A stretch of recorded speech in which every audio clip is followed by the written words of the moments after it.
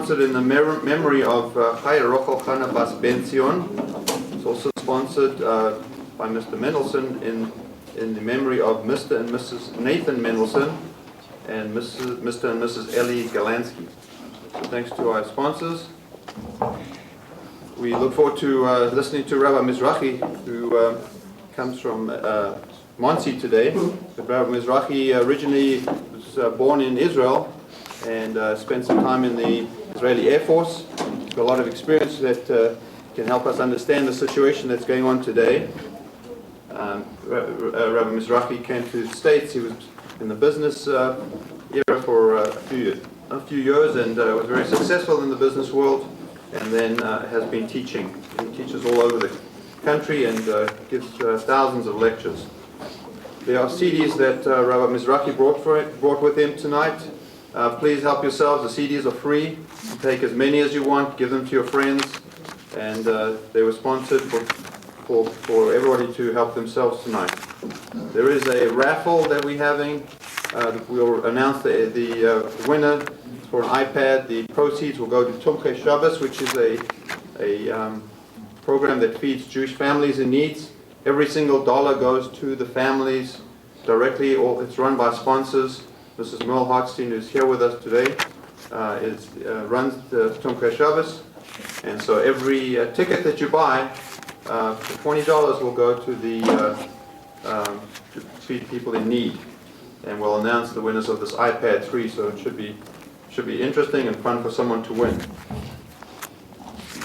There are some boards for people to register. Please write your names down if you're interested in any other programs. It'd be good to have your emails and your addresses, so please write them down. We ask that everybody turn their cell phones either off or to the vibration mode, just in respect for the person sitting next to them who may want to sleep.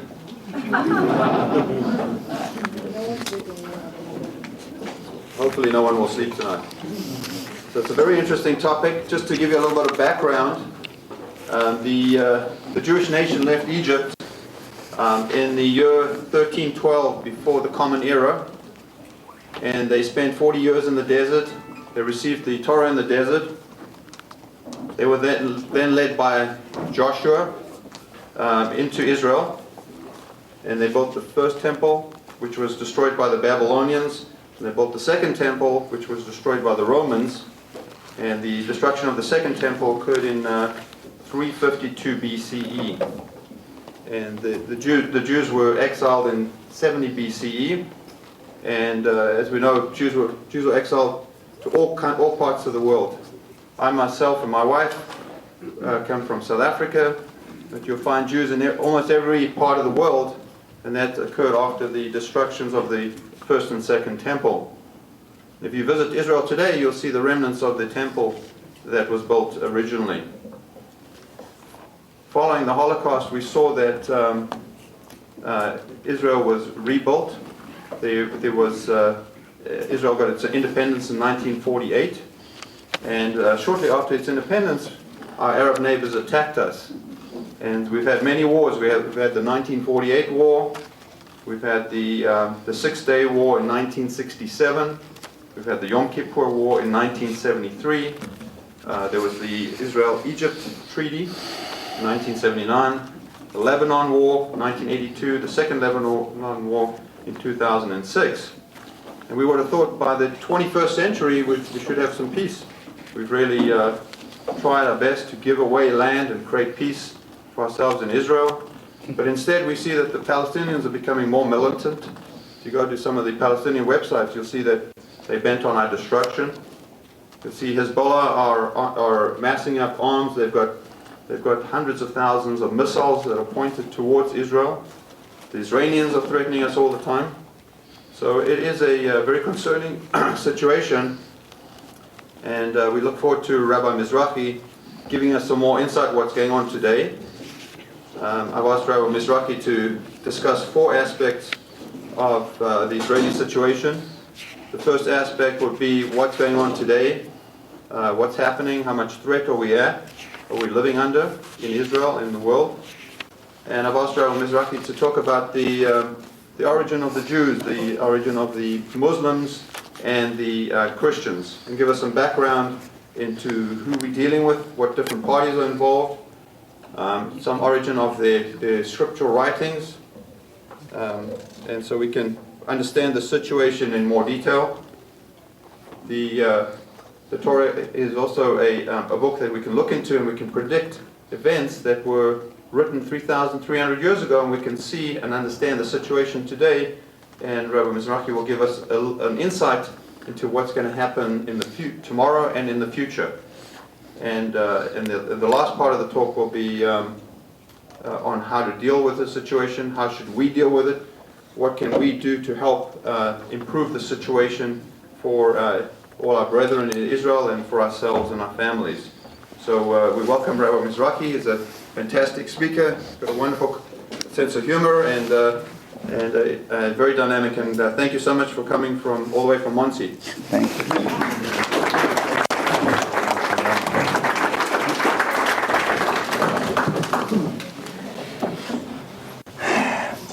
Thank you very much. Good evening, everyone. I'm very happy to be in St. Louis for the first time and hope to return here in the future. And as Keith just said, I actually travel every 2-3 weeks to different states, and now to Europe and to Canada and to Israel, and meet Jews all over the world. And we are living in a time that many Jews, no matter where they're from, are waking up to ask some spiritual questions. What's going on? People beginning to understand that the world is in a very special state, something that perhaps never been here before.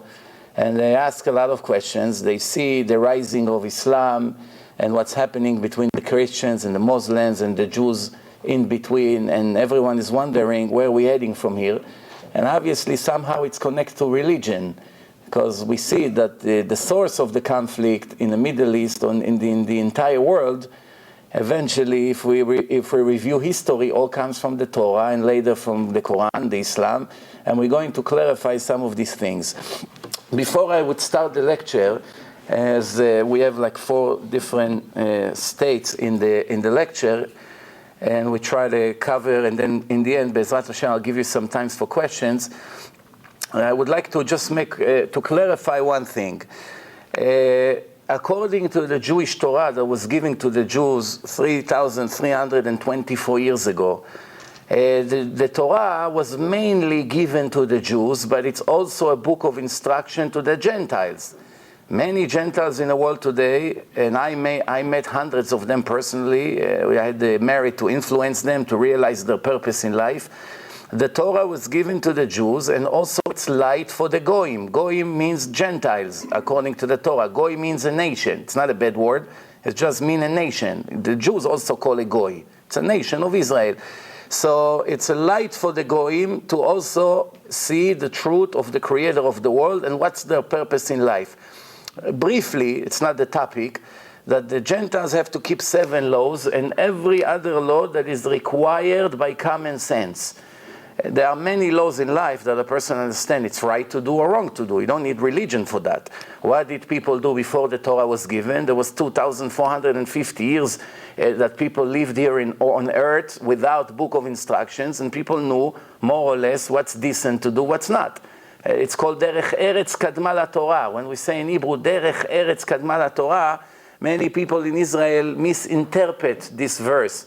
They think that it means you first have to have manners, then you become a Torah scholar. Don't preach to me before you are a human being. That's really what people think it is. Really, what it really means is, Derech Eretz Kadma LaTorah means human logic we had before God gave us the Torah. We knew you should not kill. We knew. You don't need God to tell you should not kill another person. We knew you should not steal. He worked and it's so hard for something, now I come and grab it. People knew that it's not right to do. People knew many things that even people who never heard of the Torah, they understand with their common sense. But there are 7 laws that the Gentiles are required to keep. And based on that, according to the Torah, they have heaven. They have a world to come. They go to their place in their level. Their test is much easier than the test of the Jews in life. the creator of the world, which is what we call God, Elohim, Hashem, appears in the Torah in a few different names that have different meanings. So he told us in the Torah that was given to the Jewish people in front of millions of witnesses, there was never an event like that in history, and will never be until the arrival of the Messiah according to the Torah. It will never be an event that the creator of the world agreed to come and speak, even though he only spoke 2 sentences, the first 2 commandments, that's it. Everything else was given to Moses later, and he was passing it to the Jews. But the first 2 sentences of the 10 commandments was read loud in the ears of millions of witnesses that started to understand that this is a real event. Nobody can fake such an event. The creator of the world speaking to Moses. I brought you many of my CDs over there. One of them is highly recommended. All of them are good for us to understand what we do here.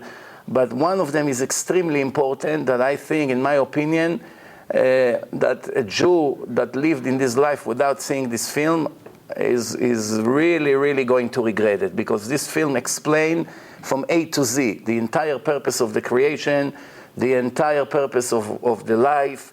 How do we know for sure God gave us the Torah? Maybe it's a myth, maybe somebody made it up, maybe the rabbis made it up, maybe somebody planted that in history, maybe it's another fake, like 80,000 religions and cults who started after Judaism and they're all trying to copy more or less what the Jews brought to the world.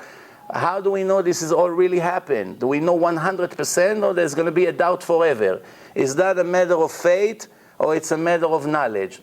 So the conclusion is that the Torah say briefly in many places that God requests from the Jews to know him, not to believe in him, to know that he's the boss, to know he created the world in 6 days, in the 7th day he rested, to know there is afterlife, to know that the soul would live for eternity, the soul will never die. I'm actually, as we speak, making a film now which will be, Bezrat Hashem, a very good influence on the world. It's called Life After Death, scientific proof that life begins really in a time of death, and also showing, of course, as usual, that everything that the scientists discover in these days was already in the Torah 3,300 years ago in details, and in Kabbalah, the Torah said to the Jews, you're not allowed to disturb the dead, don't ask them questions. 3 of the 613 commandments are not to disturb the dead, not to ask them about the future, not to call them from where they are.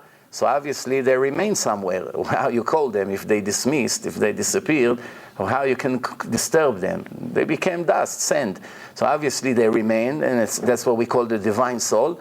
And I know I'm making a little salad here, but I'm doing it on purpose because I want to give you a little preview of some of the CDs that I brought here to encourage you to take, not to skip. So the film called Torah and Science, it's divided to 3 different categories.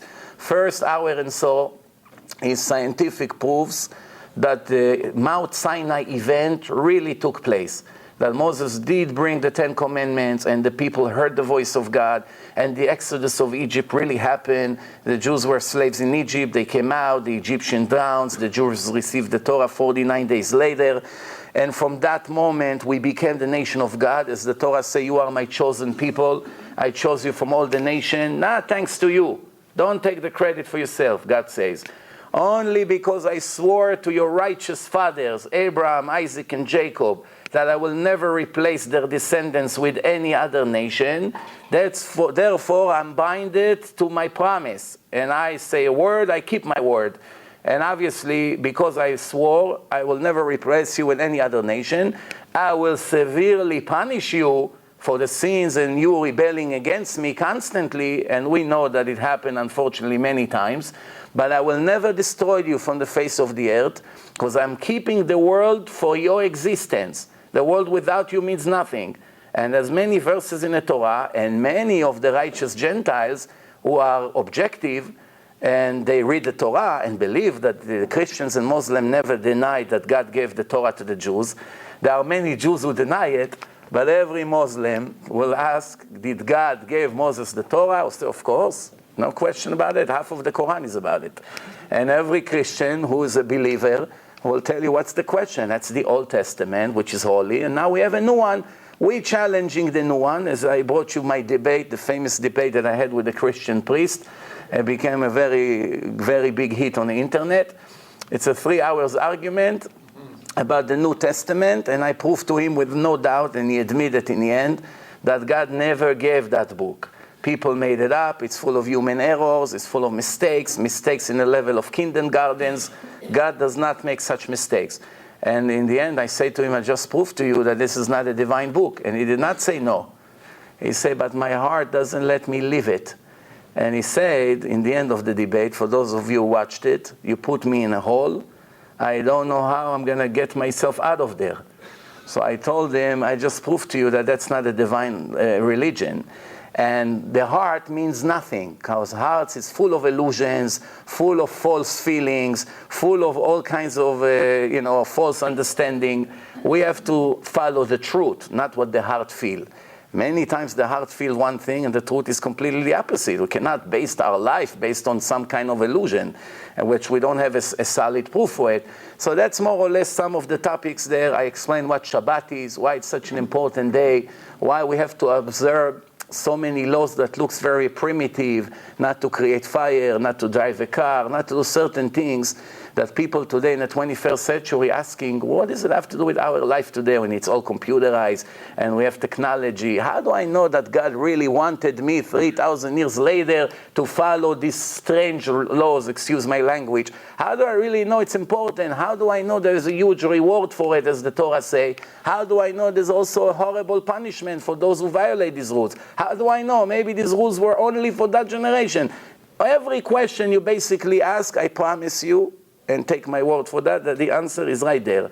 There's a MP3 CD series, number 1, 2, and 3, and 3 and 4, which is about more than 100 hours of lectures, all 4 of them. Then you have Pirkei Avot, all the manners, how to be a decent human being, and believe me, it's much different than what you thought is decent. So it's worth to listen to this series. There's about 15 lectures there. And then you have the DVDs. Take advantage. Good people sponsor it. And it's all for free, so let's start. Now, everything we say now, I want just to make one thing clear. According to the Torah, God said to the Jews that they have to respect every human being. Whether he's a Jew, whether he's a not Jew, doesn't matter from what nation he is. He has to respect them with one exception. Who is it? Amalek. There's one nation that God said in the Torah he cannot stand them for few reasons. For certain things that they did in history, he wiped them out from his plan, from his agenda. So he said to the Jews, this nation is exception to the rule. Today, we don't know which Gentile is Amalek, so that law is dismissed. Since there's no way to know, the Gentiles got all mixed, and there used to be a king called Sancheriv. He made wars, and everyone ran from one place to the other, and all the Gentiles mixed with each other. So today, after more than 2,000 years, it's very difficult to know which Gentile comes from what nation. Who is Ashur, who is Edom, who is Esav, who is Ishmael, who is Plishtim. We don't really know. But we know in general that all Arabs, most of the Arabs, come from the descendants of Ishmael. We know almost all Europeans, Russian, French, Germans, Americans that came from Europe are descendants of Esav. We know all the Chinese people, all the people from the Far East, they are descendants from the children of Abraham. For his second wife called Keturah, he sent them to the east, gave them all kinds of secrets, and they went over there. So we know more or less, but we cannot know for sure. Also about Jews. There's not one Jew in the world, unless if he has his genealogy, that he's a Kohen, that knows his origin. None of us know from which tribe we came. None of us know 100% that we are Jewish. I always tell my students, one time when you go to the mikveh, go make giyur lechumra, just in case you're not a Jew. Well, there's a chance, 1% chance. All your life you keep the laws, then one day you die, you find out you're not a Jewish neshama, you're not a Jewish soul, find out you're a Gentile. All this was for nothing, you're not obligated. You might as well make sure that in case you're not a Jew, you'll be a Jew. That's not the law, don't get me wrong. I'm just giving them a good advice. So what I'm saying here is, we don't really know. None of us know our grandmother. How do we know? Many of the people in Israel, and I don't want to go into names, that are big politicians in Israel, among them some prime minister, are not Jewish. They thought they're Jewish, but they're really not Jewish, because their grandmother was a convert that did not go through the right laws of conversion. She didn't follow the right conversion according to the Shulchan Aruch, therefore she never became a Jew. And of course, she went to Israel, and she gave birth, and she called him in Hebrew name, and he grew as an Israeli. But in the end, one day when he passed away, he comes to heaven, he finds out he's not a Jew. Even though he's a great hero in a war, and the Jewish nation may owe him a lot of gratitude, but it doesn't change the fact that he's not a Jewish soul. So it's very hard to know. However, we have something that called chazakah. What's chazakah mean? Certainty. It's most likely that that's the way it is, and we go by that.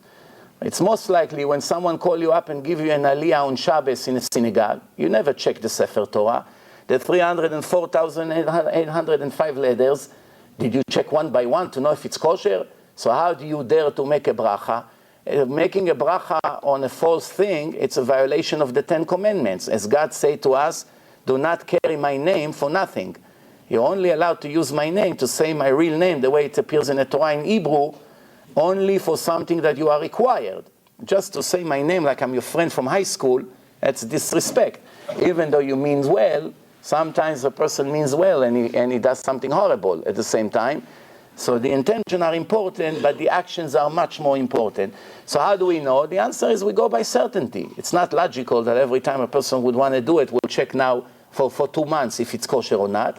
So we go, most of the Sifrei Torah are kosher, so we go by the majority. It's called chazakah.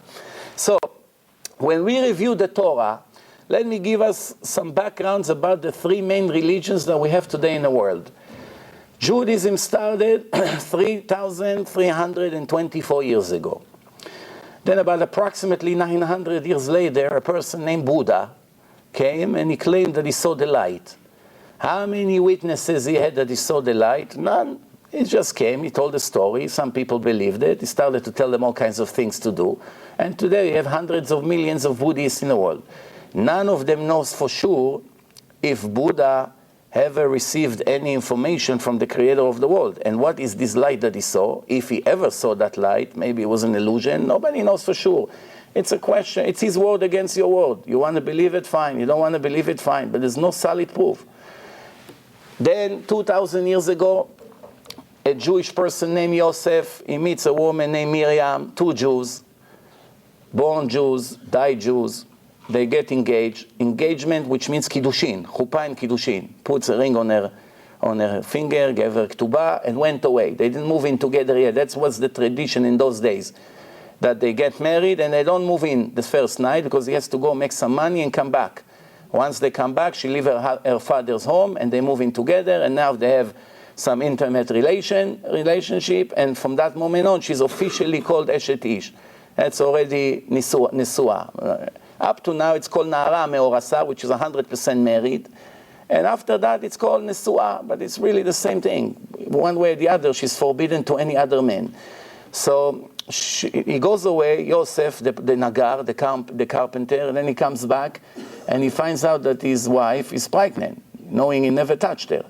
Now, in those days, women who did such a thing, they faced execution with no mercy. That was the law, whether you're Jewish, not Jewish, that was the law in those days. There was no mercy on a woman who cheated on her husband and went with another man. So therefore, she had only one way to save her life, make up some kind of a story.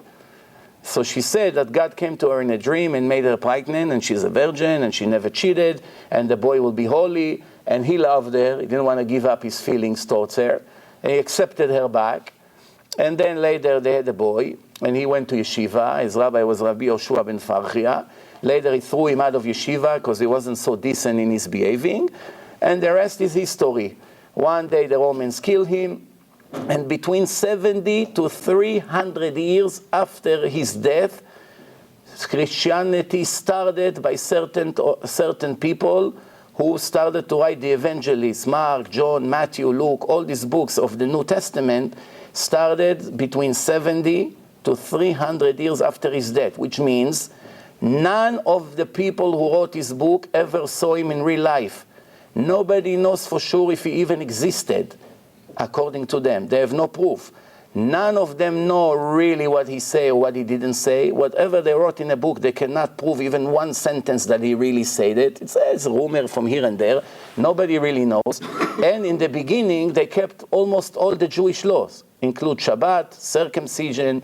Later, when they saw this religion goes nowhere, there's no followers, and they begged the Romans to join them. But the Romans were holding very highly of the body. They want the body to be perfect.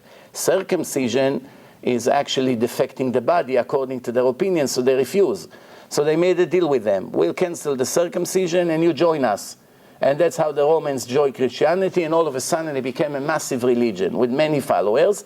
Later, of course, they canceled the Shabbat, and today they don't keep one law of the Torah, not even one law. And it's very interesting because in the book of Matthew chapter 5, verse 17 to 19, JC left a will to his followers. And now if he's the most important person in Christianity, what they call the Messiah or the Son of God, and everything is around him, without him there's no religion, it's very interesting that not one Christian in the world listened to one of his words. Not even one of his words. It's very interesting. It's like Moshe Rabbeinu gave us the Torah, we completely put an X on it, and we call ourselves the followers of Moshe. It's very strange. What did he say? This is what he said. He said, I did not come to contradict the Torah, or I did not come to add to the Torah or to contradict the Torah. If someone will contradict or erase one letter from the Torah or even a part of the letter and will teach otherwise to people, will be cursed by the kingdom of heaven. Which means if any person would dare to change one law of the Jewish Torah, God will curse him. And yet, when you ask an average Christian, include the priest, how come you don't keep Shabbat? Didn't JC say that you're not allowed to change one letter from the... You follow him, no? They don't have an answer. They don't know what to answer, but none of them keeps any ones of the laws of the Torah. Also, he say you must follow the instruction of the rabbis because they sit on the chair of Moses. And they receive the tradition, the Mesorah, and we cannot move a word from what they say to us. This is words in the New Testament. Do you know any Christian who listens to the rabbi, what the rabbi say about the laws of Shabbat, what to do, what not to do? I never met one. So there's many examples of 2 billion people who follow a religion when they do not listen to one word of their main person. Plus, how many witnesses we have that God came to Mary? Not even one. Nobody ever heard. Nobody ever saw this dream, if it really started or not. Islam, about 1300 years ago, a little more, a person came, Muhammad, he comes and claimed that God, the angel Gabriel came to him and gave him the Quran, and he's the new prophet. And he said that Christianity, it's true, Judaism, it's true, and now there's another prophet. What is the prophet? His name is Muhammad. He has an uncle or cousin, his name Ali. Together they come and they wanted to force all the people to accept him as the new prophet with this book called Quran. Many people refused and they started to kill them. One after the other, everyone who refused to join them got the death sentence. Some of the Jews, he approached them, they refused to accept it. Other people accepted it. That's how Islam started, and today we have about 1.5 billion people. The question is, how many people saw Muhammad receiving the book from Angel Gabriel? Not even one witness. It's his story. You want to believe him? You don't want to believe him? It's 50-50. Right away, there's no proof. Now, when you review the New Testament and when you review the Quran, as you can see over there in my Torah and Science film, you're going to find many human errors. And in a divine book, there's no room even for one human error. If you find one mistake, for instance, if they say the Twin Towers collapsed in Brooklyn, and everyone knows it was in Manhattan, there's no point of reviewing the rest of the book. The book is not divine. End of story. Even if the rest of the book is beautiful and fascinating, who cares? It's not divine. When we come to follow instructions in a divine book, we must know 100% that it's really divine. We cannot dedicate 70, 80 years of our life and go against our desire, against those personal things that we like to do, and we give up for the truth, and then in the end we'll find out that it wasn't even the instructions of God. That will be a major disappointment. Plus, since Muslims and Christians agree that God gave the Torah to the Jews, none of their book can contradict a word on the Torah. It's the same God. God does not forget what he's saying in part 1, and now in part 2 he says the opposite. So for instance, when you ask the Muslims today, Why do you think that you are now the chosen people instead of the Jews? The Torah, that you claim that God gave the Jews the Torah, it says clearly that God chose the Jews from all the nation. You are my children, I chose you from all the nation. How can you, it's appeared a few times in the Torah. How can you ignore it? So the Muslims come and say, they give a logical argument. What do they say? Well, God gave the Jews so many chances, but they stiff-necked people. They stubborn, and they betrayed him, and they're ungrateful, and they did not appreciate him, and he destroyed the first temple, and then the second temple, and after that he got sick and tired of them, and he left them, and now we are the ones. So if you really follow history, everything they say, it's really true. The Jews did many sins. We see in the Torah even some of them. And later, and the temple was destroyed by the Babylonians, and then by the Romans, and the Greeks came in between, and 2,000 years of pogroms everywhere we go, and the Holocaust. So many tragedies and punishments we got over the years. So really, how can you deny what they say? But there's only one problem. The Torah says, "Af al pi biyotam be'eretz oiveim," even though the Jews will be spread in all the nation, I will spread them in all over the world. Every country in the world there are Jews. Some one, some thousands, some millions. But in every country there's few Jews at least. I will spread them in all over the world, and only very few of them will survive, God says in the Torah. This was 3,324 years ago. No human being was able to predict such a thing. And he said that you will be less than all the nations, and I will spread you all over the world, and when you be there, everyone would constantly talk about you. Ve'ayita sham lemashal u'leshnina. Everyone will talk only around you. Everywhere you're going to be always the highlight of every place where you live. You'll be in economy, in law, in medicine. In the United States, 50% of the doctors are Jewish and 50% are Gentiles. 300 million Gentiles contributed 50% of the doctors. 6 million Jews contributed 50% of the doctors. So this is just to give you an idea how it's when it comes to education and Nobel Prize winners and wealth.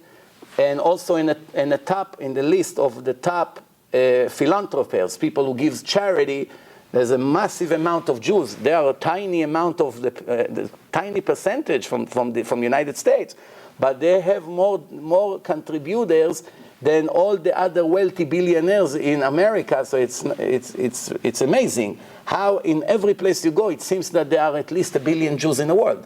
But in reality, there's only 13.2 million Jews in the world. The Jewish people started in the same generation like the Chinese people. In a Parashat Noach, in a chapter of Noach after the flood, there was 4,200 years ago. Noach had 3 sons, Shem, Ham, and Yefet. Shem in English is Sem. Someone who does not like Jews, his name is Anti-Semite, because the Jews are coming from the righteous son of Noach. His name was Sem.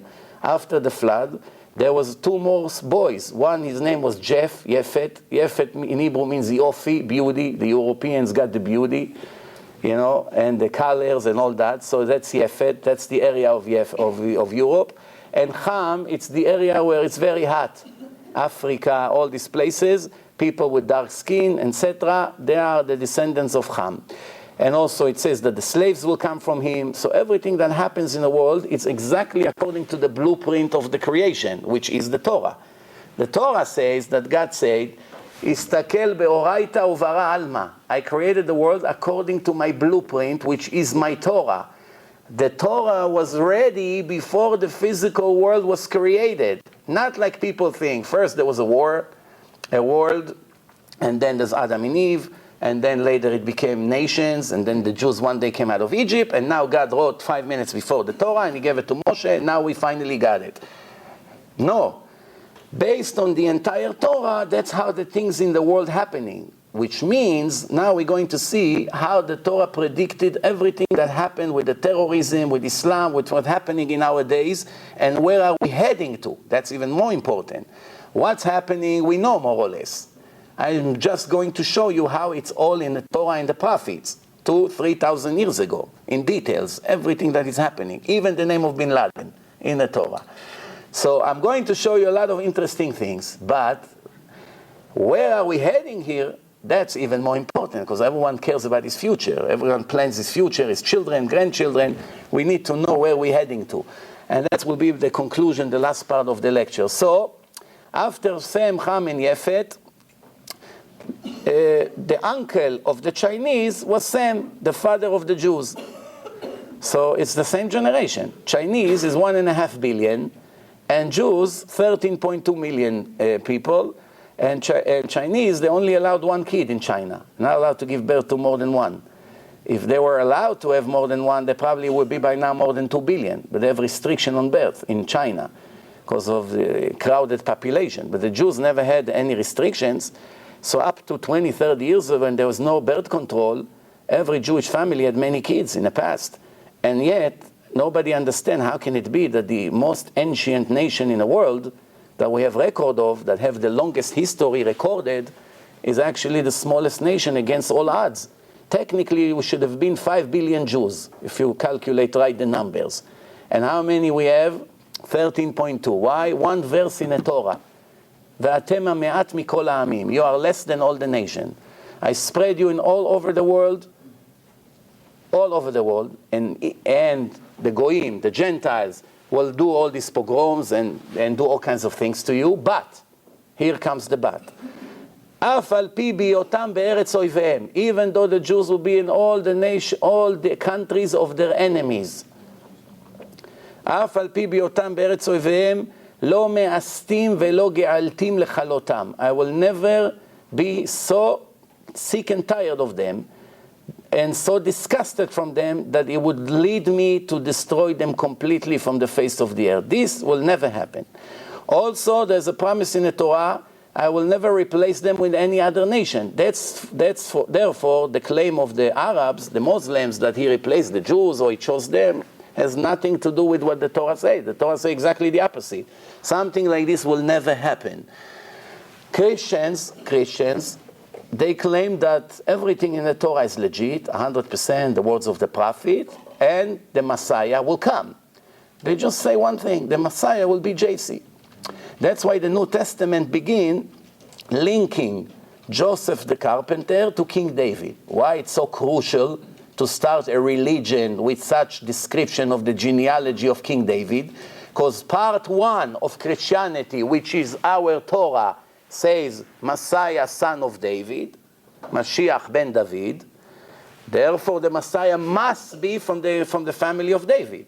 So if you do not prove that Joseph the carpenter is some generation from King David, then you don't have a case. How can you prove that JC is the Messiah without proving that his father is from the family of King David? So they go more than 30 generations to prove that Joseph is a grandson of King David. And right after that, a critical mistake in the story. Critical mistake. What is it? They say that Joseph went away and is not the biological father of JC. That his mother became pregnant somehow in a dream. So when you ask the Pope, I encourage you to do so if you want. I did it, we did it, not me, someone that I worked with. And you will never find an answer because they don't have an answer to such critical mistake. And for someone intelligent, that's enough. You don't need more errors than this because you know God cannot make such mistakes. In the first page, just when it started, you know right away it's not divine. What does it say? That you ask them, who's the mother of JC? They say Miriam, Mary. So no problem. You can see where the baby comes from. You cannot deny it. Who's the father? They say God. God is a grandson of King David? So why did you waste a whole page to link Joseph to King David, and right after that you say that Joseph went to LA? He wasn't in St. Louis in the time of the conceiving. He was in LA, in business trip. So this is a critical mistake. This is a human error. God doesn't make such mistake. So that's just one of hundreds of mistakes. The rest in a debate. Let's move on. When we read in the Torah, who is really the first Jew in history? In the beginning of the creation, many people ask, why God made the world so cruel? Yes, people make the world cruel. We know, we understand. People could be the biggest monsters. When animal murders, nobody put them in jail because they live by instinct. That's the law of nature. The lion is not a criminal and not the leopard. Person who murders is a criminal. Why? He has a free choice to do good or to do bad. He doesn't live with instinct. He's not a robot. Animals live with instinct. You cannot convince the zebra, please don't, the lion, don't eat the zebra 5 more minutes, we didn't finish to take pictures. 5 more minutes and then you eat him. That's not going to work. He's hungry right now, he attack. But, in the beginning of the creation, there was only one person, Adam. He was born and Hashem created him a wife. We know the story. Then, the Torah wasn't given to Adam. Wouldn't it be better that Adam will get the Torah and all these children will already be a part of one nation? The whole world will be one nation. What do you need so many nations, families, everyone is against everyone fighting for land? Make the whole world one country, one land, no army, because you have nobody to fight to. It's one country, the whole world. That's it. No countries. People won't kill each other. The world will be a nice place to live. Let people focus on their religion, elevate their soul, elevate their manners, elevate their personality. You know, you should not kill, you should not steal, all these things, and that's it. What? All these politics, wars, what's happening today in the world. So really, if you really understand how the creation was made, first, what's the purpose of this creation? The answer is, God put us here to earn. It's a place of work. You came to work. Adam la'amal yulad. You came to work very hard here. Not only golf and jet ski and picnic and vacations. You want to do it once in a while, fine, but that's not the purpose of life. What's the purpose of life? To become a billionaire. So why 99.9% of the people are not? Okay, so to become wealthy. So why 95% of the people in the world did not fulfill the purpose of the creation? That's not the purpose. Okay, to be healthy. Most people are sick. Some more, some less. Everyone has some kind of illness. So that's not the purpose of the world. So to get married. You know how many single people are dying single? So that's not the purpose of the creation. To be happy. Show me one person that is happy. One. I didn't meet one in 17 years. I deal with thousands of people. I met only few that are very close to be happy. The ones who learn all day Torah and have nothing else in their life. I met them, yes, they're very close to the ultimate happiness. But even they have their own problems. But to be happy, real happy, no depression, not being upset. He has $100 million and today was a bad day in the stock market, he lost $100,000. He doesn't eat for a week. He doesn't think I have 99.9 million. He thinks, I lost $100,000, I could buy 5 cars to my grandchildren today. That's how he eats himself. Or anything else. A person always focuses on the negative, so that obviously shows that a person is never happy. Person has the most beautiful wife in the world. You hear tomorrow on the news that he does all kinds of bad things out there. A person has, like with the things that you hear, you wonder what's going on here. How come no one is satisfied with what they have? The answer is, it's not the purpose. So who knows what's the purpose? The answer is the Torah told us what's the purpose. What is it? Today you follow my laws, Torah, its instructions. You earn the reward that you deserve. And when you die, I'll take your soul out of your body and will come to my court of heaven. And I will trial the court for good, the soul for good and bad. And I will reward the soul, or God forbid, punish it according to what he did. Did he listen to me? Was he grateful to me? Was he kind? Was he honest? Was he decent? Did he respect every human being? Did he respect the Torah? Did he learn Torah? Did he keep the Sabbath, which is an eternal covenant? If he did all that, I owe him a lot. If he did some of that, I owe him some. If he did nothing, I don't want to say what. So that's the rule. So the question is, why God needed to put a soul in a place of a test? So the answer is, because if the soul receives something that it did not earn, it cannot enjoy from it. I'll give you an example. If I invite you to my house for 1 week, we just met today. I say, Moshe, here is your room, here is the towels, we'll make for you 3 meals a day, here is a free credit card, here is a car with a driver, here is this trainer if you want, we have a gym here, there's a pool for you, what else do you need? Tell us. You want us to do shopping for you? You need a special suit for tomorrow? Well, you just say anything. And we begin to treat you like a king. So first day, you call your wife. You're not going to believe what a great vacation I have. I cannot move here. They do everything for me. Run, do. Second day, No, third day, after 4 or 5 days, you come to me, you see me taking the garbage out. Come, can I help you? I say, no, you didn't come here to work. Enjoy your sweet. Let us do the work and you enjoy. No, let me help. No, you don't have to. Next day, can I go to the supermarket? Can I do some shopping? Can I help you to clean? What's the urge that you want to work? Nobody likes to take the garbage out. Nobody likes to work. If you can make the money without going to work, what could be better? So why you volunteer? You came to enjoy. Why it bothers you to receive from me? Because you know you don't deserve it. You're getting it free. It bothers you. That's the nature of a soul. Soul, it's pure. It's not a body. It's a soul. It has divine traits. So since it has divine traits, it's a divine soul, a person cannot enjoy unless if he earned it. So now comes the question, okay, so why God made us with such traits? He should have made us, like they say, bloodsuckers. Give me as much as you can. Not enough. Give me more. It's not enough. Give me more, give me more, give me more, and I enjoy plenty. Why do I have to suffer to receive it for free? Why?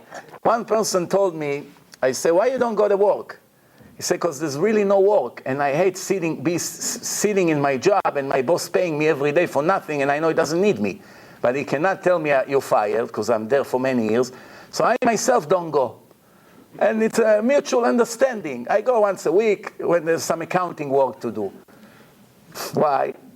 She cannot sit there getting money every day for free, knowing she doesn't do anything. Why? It bothers her. Technically, logically, why? I need the money. I want this $200 a day. But I cannot earn it because I'm not enjoying it, because I know I don't deserve it, because I did nothing. But when I work very hard, give me more, I deserve it. That's the rule. So the question is, why didn't make us like this? The answer is, because He did not create the soul. The soul is an integral part of God Himself. That's the secret of life. Every divine soul that all of us has, and all the Jewish soul has actually one soul who was split.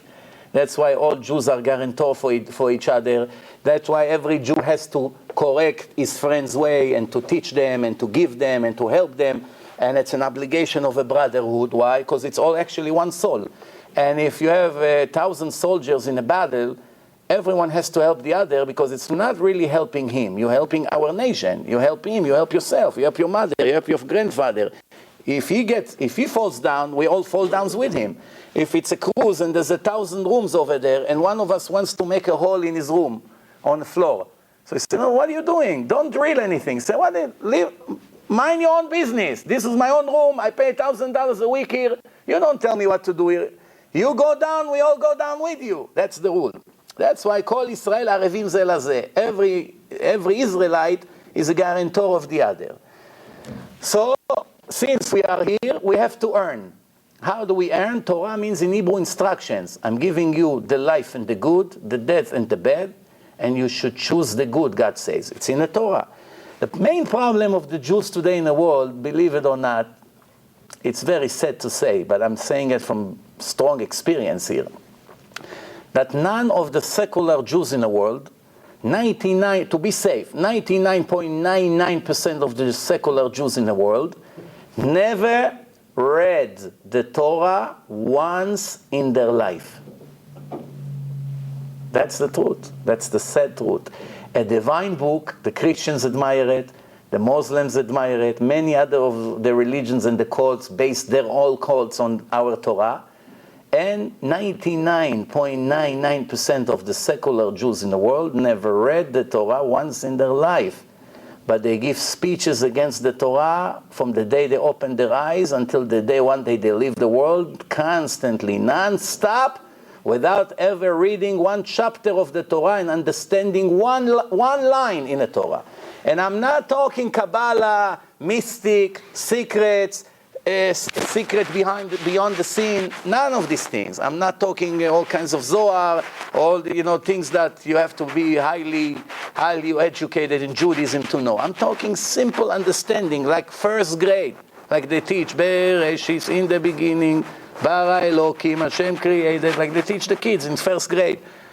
Most of the Jews have no idea what the Torah is. They know a little bit, they heard here, a little bit there, a movie, something, an article. One time they came to a bar mitzvah, so they heard a speech, 5 minutes. They put all of it together, and it doesn't make sense to them. knowing 1% of 100% sometimes is much more dangerous than not knowing anything at all. Because knowing the 1%, thinking that's the entire thing, can cause a destruction to the entire world. And that's what's happening today in our world. We have all kinds of group of Jews that modify Judaism completely according to their convenience or according to their understanding. I would give them the benefits of the doubt to say that they are not wicked, that they are mistaken. There's a difference between you know the truth and you go on purpose against it, to you not educated, you ignorant, and nobody ever taught you correctly. So you design your own Judaism, and this is allowed, and this is allowed, and this is fanatic, and this the rabbis made it up.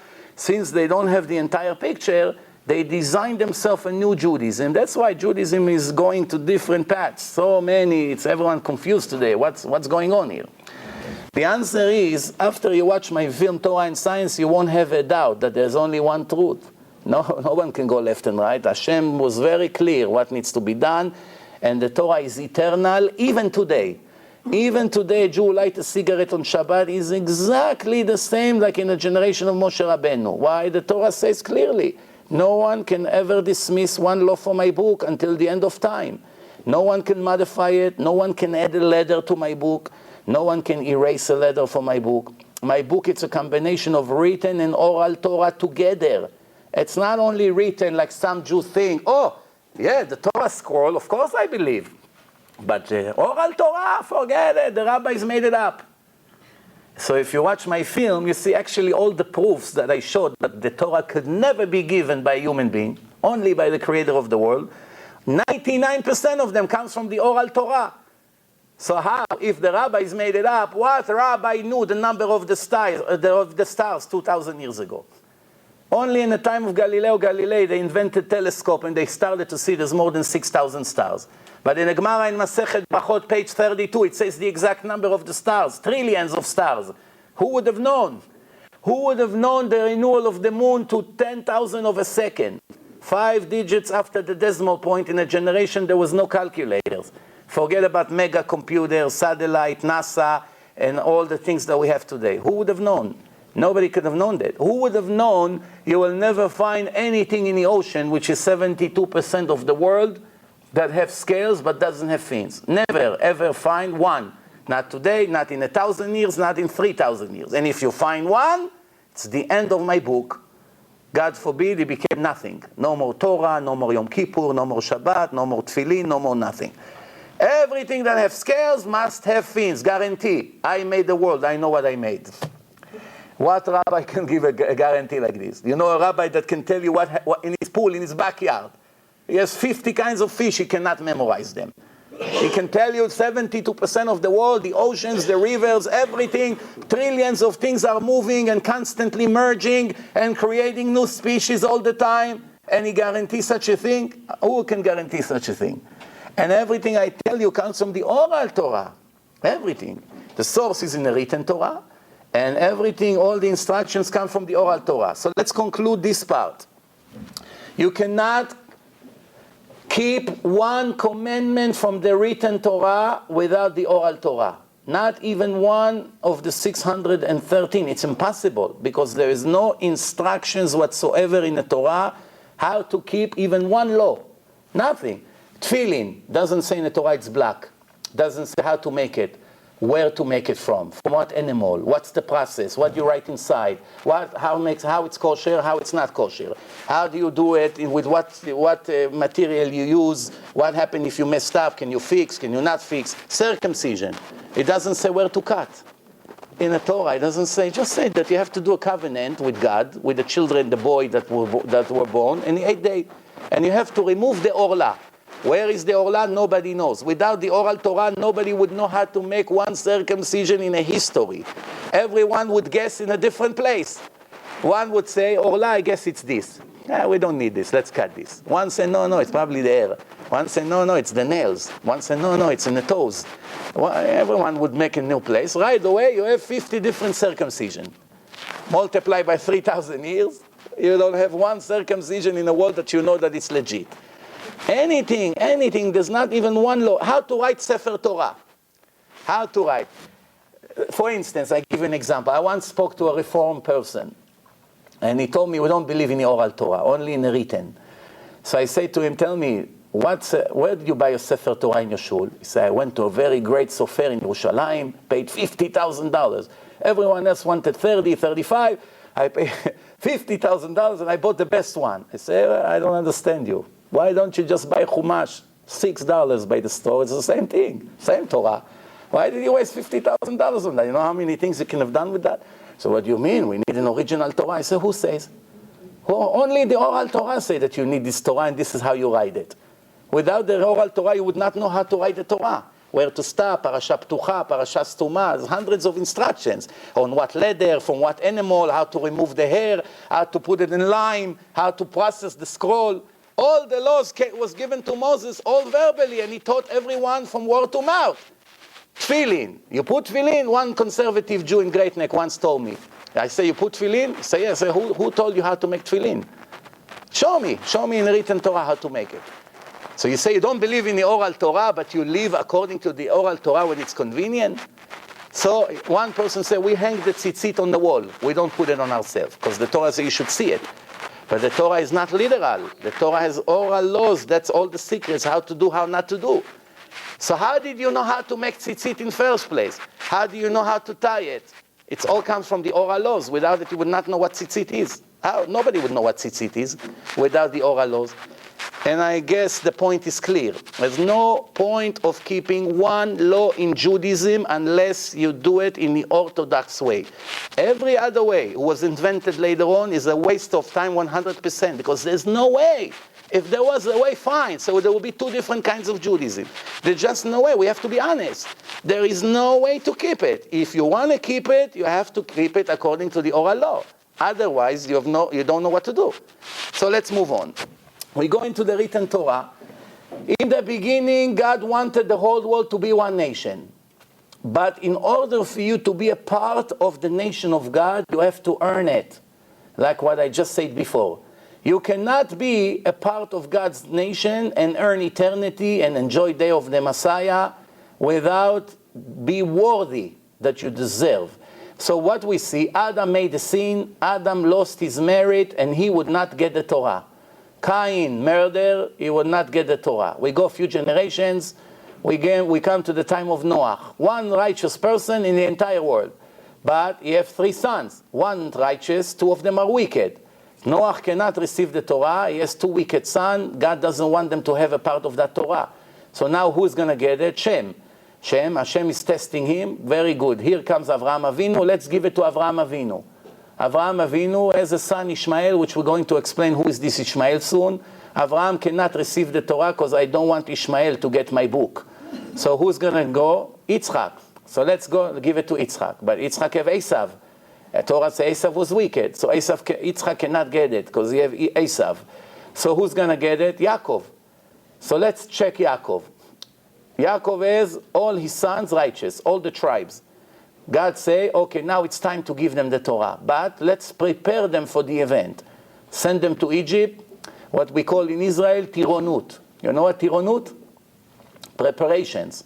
When a soldier joined the army, 18 years old, he came out of the clubs of Tel Aviv, the disco, the bars, ponytail, earrings here, earrings there, girlfriend, that, smoking. He comes first day to the army. In less than an hour, he realized the picnic is over. Quick to the barber, shave his head, that, right away. Put uniforms, tight, like this, old-fashioned. Some of them are horrible. Then he gets a shot for 3 days limping. The next thing, they make him a soldier. They teach him, he sleeps 45 people in a room. The bathroom looks like a swimming pool. Don't know what's going on there. It's worse than a jail. In the beginning, at least, they make it on purpose very difficult. Forget mommy and daddy who feed you with a silver spoon. These days are over. Now you got to be a fighter. So that's how it is. How you can receive a Torah? Let's go to Egypt for a time to be slaves. Then I will redeem you from the slavery and I'll give you the Torah. And that's exactly how it is. So the Torah started. Avraham Avinu, Abraham, he's the first original Jew. The Torah says Avraham HaIvri. God called him Avraham HaIvri. Ivri means Hebrew. Hebrew, it's the language. Where does it come, the word Hebrew? From the word Ivri. Ivri comes from the word ever. Ever means one side. One side of the river, מהעבר אחד, מהעבר השני. One side, the other side of the river. Abraham was in one side of the world, and everybody else was in the other side. Everyone worshiped an idol in his time, the sun, the moon, all kinds of animals. One normal human being starting to say, where are you, God? Show me who you are. Show me the Creator. Show me what's the purpose. Teach me what to do. What is the purpose of life? Cannot be to bow down to the sun. Cannot be to bow down to a cow. Show me what it is. And then the Torah writes about Avraham that God put a stamp on him. Ahavti et Avraham. I love Abraham. Why? Because he taught my Torah for his children. And also, he is the first one who spread the monotheism. They believe in one God. Even Muslims admire Abraham. Christians admire Abraham. The whole world basically admire him as a legendary figure. But he had son Ishmael. That's why he never got the Torah. And this is what the Torah says about Avraham Avinu. And that's where we're going into the topic that we have tonight about the situation in the world with Ishmael, with the Arab terrorism that we have today all over the world. And let's start showing the sources in the Torah. והנה אימה חשכה גדולה נופלת עליו. The Torah says that in a dream he saw like real darkness and real fear in a dream. It's a prophecy. All prophets, besides Moses, received their prophecy through a dream. The only prophet who was able to receive a prophecy while he was awake is Moshe Rabbeinu. That's why it said, Lo kam od navi ke Moshe. No prophet was able to stand on his feet like Moshe. He was the only one who was able to speak to God and be awake. Like for instance, when Balak sent messenger to Bilam to convince him to curse the Jews, we'll give you plenty of gold and silver and diamonds, just you name it, we'll give you whatever you want, just curse the Jews, because you have the power, you're the prophet of the Gentiles. So he say, let me go to sleep, see what God will tell me. Why? When I'm up, he doesn't talk to me, only when I sleep. But Moses is the only one God speaks to him when he's up. Avraham Avinu is sleeping, he has a prophecy. Yaakov Avinu, Jacob is sleeping in the Moriah mountain where the mosque is today, when Bet HaMikdash used to be. That's where he had the famous dream where the angels go up and down in a ladder. So you see that he got his prophecy in a dream. And many others. And it says like this. והנה אימה חשכה גדולה. Ema, the oral Torah explained, is Bavel, the exile of Babylon. 2,600 years ago, the empire in the world who were in power is Babylon. They decide to come from Iraq to Israel with their horses and destroy the temple. What is the temple bothering them? They are so far away in Iraq and the Jews are in Jerusalem. Why? The Jews are getting on our nerve. Cannot be that they will wave their religion in our face and we'll be silent. We have to destroy it. So they come and they destroy the temple. Then Chashecha, the Torah says, they Yavan. It's the Greeks. They come, Hanukkah, it's thanks to them. They made us a holiday, the Greeks. Why? They came to burn Bet HaMikdash, they robbed Bet HaMikdash, they impured the oils. We know the story. Gdola zo Madai. Paras umadai. Achashverosh. 127 countries he occupied. Everyone paid him taxes. Haman, a decree to destroy all the Jews. The ancient Hitler. Haman has the same plan like Hitler. But he turned into a miracle. So Haman and Chashverosh, it's Paras. It's the third empire. Nofelet alav ze Edom. Edom, the Romans. The Romans. So the Romans destroyed the second temple approximately 2,000 years ago. So we have now here 4 empires, 4 exiles. Is that all? Many Jews think, yes, 4 galuyot, arba galuyot. We drink 4 cups of wine in Pesach, no? 1 for each galut. But we have news here. The main galut, the main exile just began. Just recently began. What is it? The galut of Ishmael. The exile of Ishmael. Who is Ishmael? When Ishmael was born, the Torah says a few things about him. First of all, he's the son of Avraham Avinu from Hagar. I'm going to read to you some sources here, how the sages the Tanaim, the Amoraim, and the Kabbalists of 2,000 years ago, or 1,000 years ago, like the Ramban and the Rabbi Chaim Vital and many other famous ones, and in the Zohar, in Kabbalah, when they wrote those lines, they were crying bitterly for the day that Ishmael was born. And writing 2,000 years ago when there was no Islam. Remember, Islam is only 1,300 years approximately. It was only Arabs who lived in the desert in tents all over the Middle East. Most of them no education. In those days, almost nobody had education, but they sell their oil in a very primitive way, and that's how it was. Oil, olive, some bread, that's how it was. Nobody would ever dream that the Arabs who lived 2,000 years ago in the desert are any threat to the future of the Jewish nation. Nobody ever knew.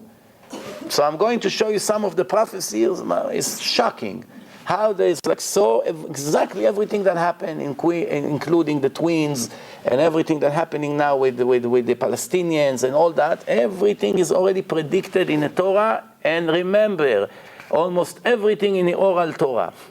This is what it says. כמה עשרות שנים אחר חורבן בית המקדש. Few tens of years after the destruction of the temple, there was the destruction of the city of Betar. Rivers of bloods, of Jewish blood, were floating on the streets. Rivers. And for 3 years, the Romans did not let to bury the bodies. For 3 years, they took the bodies of the dead and made fence around their property. They picked one body and another one and another. They made fences around with bodies. And nobody was allowed to bury him. If they catch you bury a body, forget it, they kill you also.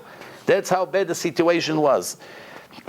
And from that moment until today, the Jewish nation never ever rested from the pogroms and Holocaust and all kinds of tragedies that they had in every country that they lived in. Expelled from their property, inquisition, limitation, racist laws, robbing their property, making all kinds of laws against their religion and against their freedom. And that's what the Torah say, that God said to the Jews, after I will spread you in a nation for not keeping my covenant, what's going to be the price? ובגויים ההם לא תרגיע ולא יהיה מנוח לכף רגליך. And when you live among these nations that I spread you there, you will never have a moment of rest. Not one moment of silence. They will always be after you. This was written 3,300 years ago, when nobody ever dreamed that one day it's going to be like this. We'll be spreading all over the world, and we always will fear our existence. And more than 1,000 Jewish communities, glorious communities with synagogue, yeshivot, buildings, organizations like we have today in different places in America and other places, were destroyed in a moment. One day they decided they took over all the buildings in all kinds of countries. They took all the Jewish property, they threw him, even Gaddafi, 50 years ago. When they in Libya, 40, 50 years ago, one day they decided to take all the Jews from Tripoli, take away all the property. Some of them were able to smuggle some to Italy, because they spoke Italian, because the Italians were in Libya.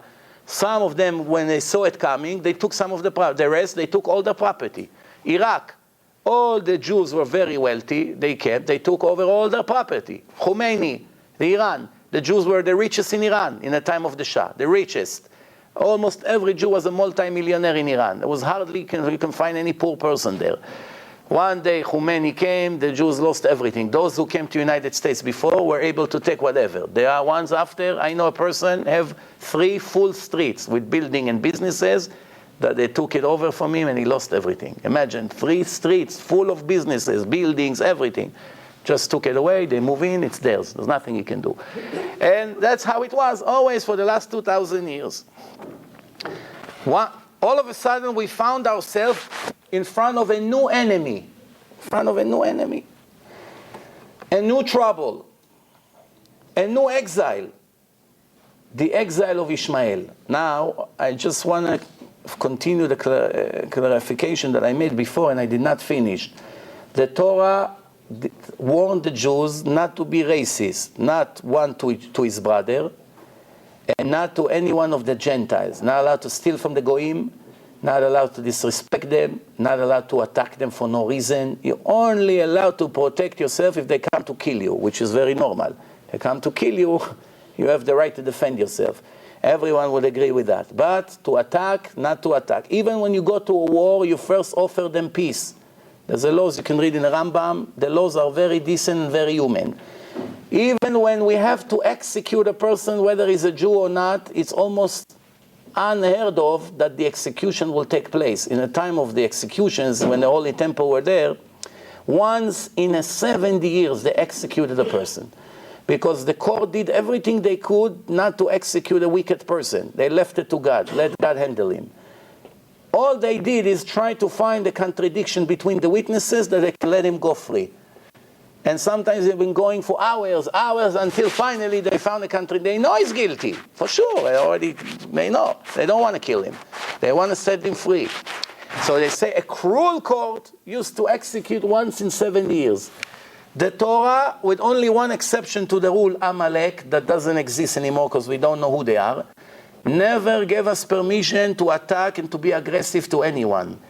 Racism is not permitted in Judaism, not between Jews to the other, not between male and female, not between colors of the skins. Everyone has the rights, and so far, so I don't want anyone to get the wrong impression here. I'm only reading to you verses from the Torah, from the oral Torah, and of course I did not write the Torah. You may agree or not agree with God, but don't blame me for that, okay? So I just want to make it clear. I'm just reading. So, and I bring you the source. If you want any one of the sources, I will tell you all the sources. So here's what it says. Until the Second World War, for the last 2,000 years, anti-Semitism existed mainly in the Christian countries. They used to make shows against the Jews, call them names, make all kinds of articles in the newspaper with the ugly pictures. And they invented the protocols of Zion, that the Jews have a special conspiracy and they want to occupy the world and take over all the business, all kinds of theories. So constantly they were making stories that the Jews take the blood of the Christian boys and make matzah with that. All kinds of stupid things that, a Jew is not allowed to put blood in his food.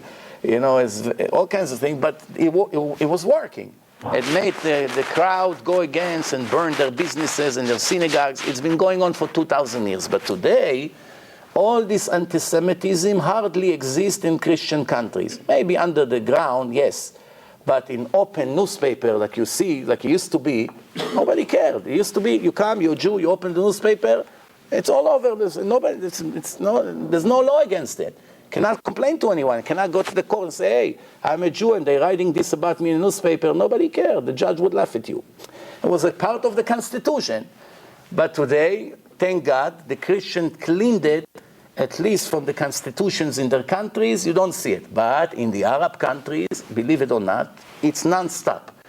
It starts in kindergarten, it goes to elementary school, it's in the newspaper in Egypt, in Iran, in Syria, in Iraq, in all these countries, constantly writing against the Jews.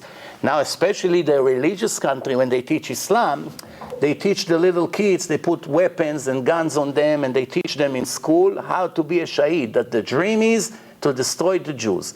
I spoke to an Arab person a few days ago that confessed to me that no matter what they say, doesn't matter, someone from inside, they will never rest until they will see all Jews are thrown into the ocean and destroyed from the face of the earth. It's nothing to do with politics, Israel, not Israel.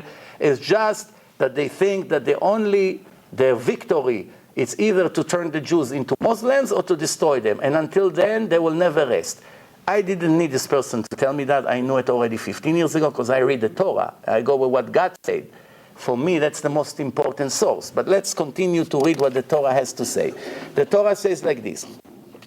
From the Ishmael that the Torah called him a wild beast. Ishmael, Pere Adam.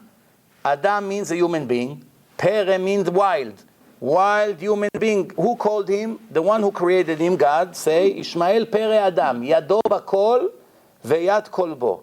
His hand is in everything, and everything in his hand. What does it mean? If you search in the Arab countries, they got the blessing of wealth. Where the wealth comes? From the oil. Almost all the Arab countries have unlimited amount of oil.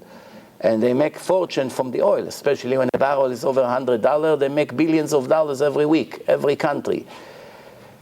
And the oil that they made with so much wealth, you would expect them to be the leaders in every field, in medicine, in science, in technology, but you'll be very surprised. The Arab countries import everything. They do not invent anything. No cars, no electronic, no machinery, no tanks, no airplanes, nothing. Nothing whatsoever is made in their country. Even food that is so easy to make, most of the foods, besides bread and some things like that, most of the foods is imported from different countries. Almost everything in their countries is imported. They have a lot of money, and they buy all the knowledge from the Russian, from Europe, everywhere, and they imported everything. But they do not produce on their own. However, look at Israel, tiny country, 5 million Jews. Almost everything you buy today in the world is an Israeli invention. Cell phone, this, computer, software, Intel, Microsoft, almost everything. In hospitals, all the monitors, almost everything somehow is Israel. I once saw an email, I couldn't believe it. Maybe 100 inventions that changed the face of the earth in our time. Everything is made in Israel.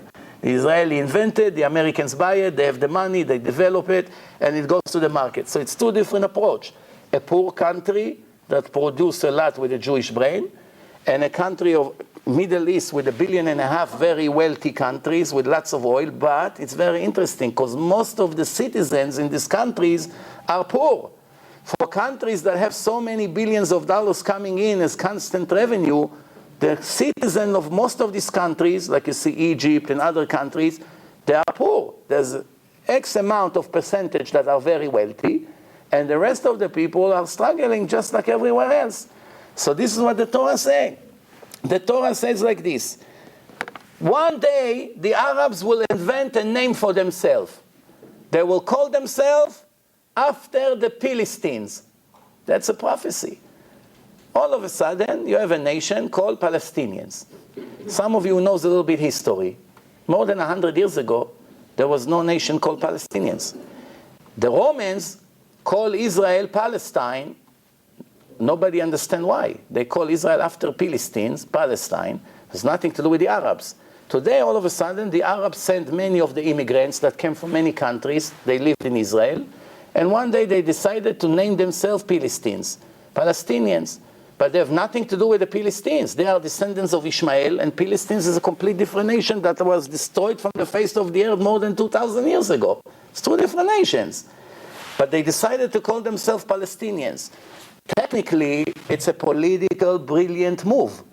Linking ourselves to an empire who used to be here 2,500 years ago shows that we have an ancient right on the land. But everyone who knows a little bit history in the level of elementary school knows that it's two different nations. So really, there's no anthem, no army, no flag, no history books of a state who ever called Palestinians. It's something that just invented now. And I'm not talking politics here. I'm far away from politics. I don't care about politics. I'm just talking about Jacob. I'm talking about Esau. I'm talking about Ishmael. According to the Torah and what we see today in the world, that exactly as the Torah spoke about it 3,300 years ago. Then it says like this: throughout the history, the Jewish nation who sat in the Islamic countries did not have heaven over there, but did not suffer anything compared to the Jews who sat in the Christian countries. In the Christian countries, the Jews had no rights. They were always deprived. They were always after them, and there was lots of racism and aggression and violence, etc. But in the Arab countries, every problem that started usually was solved with bribe. They paid some bribe, the Jewish community, and the caliph, the one who is in charge, waived the allegation, and here in another 20 years of peace. And that's how it used to go. Even in Spain, when the Muslim occupied Spain, the Jews were the top of society. All the songwriters, all the book writers, all the philosophers, politicians, treasuries, all kinds of important people in Spain were all Jews, under control of Muslims. When the Christian occupied Spain, started the Inquisition in Spain, in Portugal, And from that moment on, Ferdinand and Isabella, they started the Inquisition, forced many Jews to convert. There are millions of Gentiles today that probably some of them that they are Jewish, but they don't really know it. Because their grandmother was a Jew that was forced to become a Christian. Many of Hispanic Jews, that come from Spanish countries, they have all kinds of Jewish tradition. And when they see the Jews, some of the cleaning ladies who walks by us, when they see some of the things, they say, my grandmother used to do this. And that's a Jewish custom. So we don't know for sure. Many of their names is Jewish names also. So they made a DNA in Spain and in Portugal. 1 out of 10 Goyim has a Jewish DNA, which means it leads us to believe there are millions of Jews in Spain and Portugal that they don't even know. Just because a person has a Jewish DNA doesn't mean he has a Jewish soul. Make no mistake here. Because it could be the father is a Jew and the mother is a Christian, the soul is a non-Jewish soul. But he has Jewish DNA. DNA only shows that the body has connection to Jewish genealogy. But it doesn't mean that you're a Jew or not, because the Judaism is determined based on your mother. If she's Jewish, your soul is Jewish when you're born.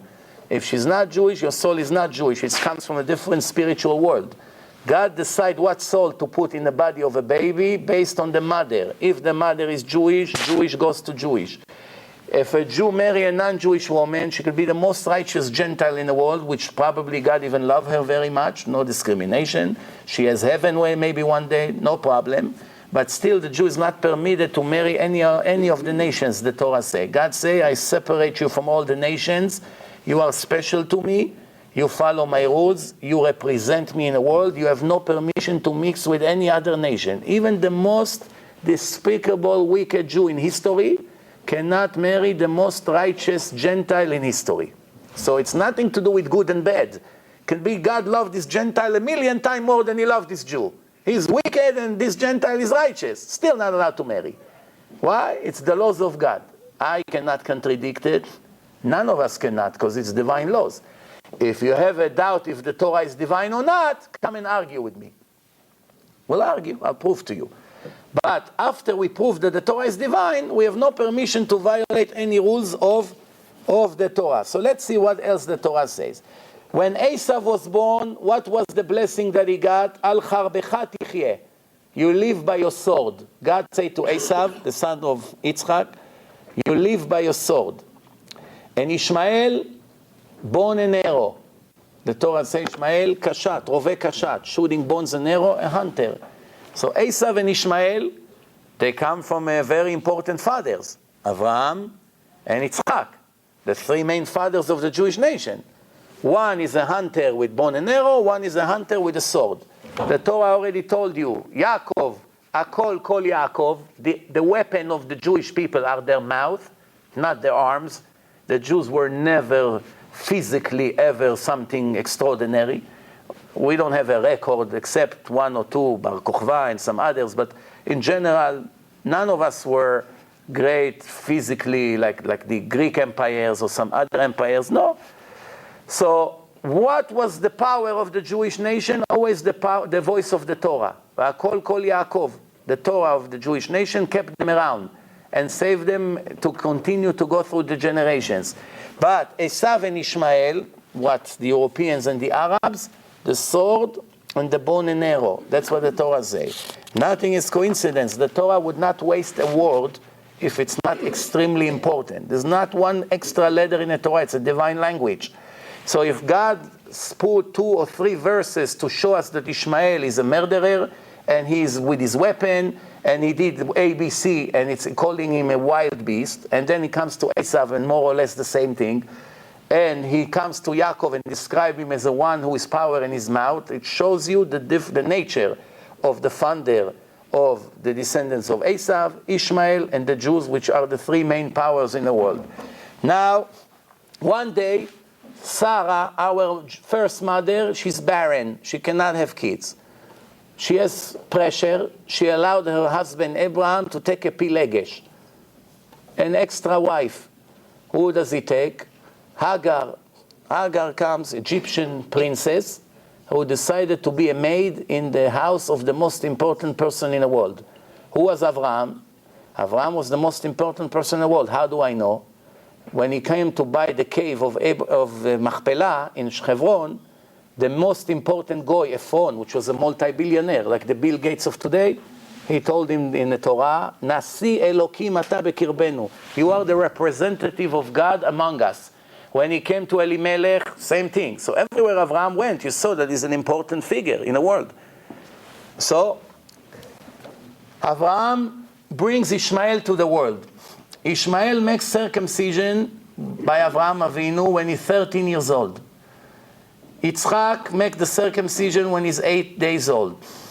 The Torah says that the reward for being circumcised according to God's rules is property in the Holy Land. That's the reward.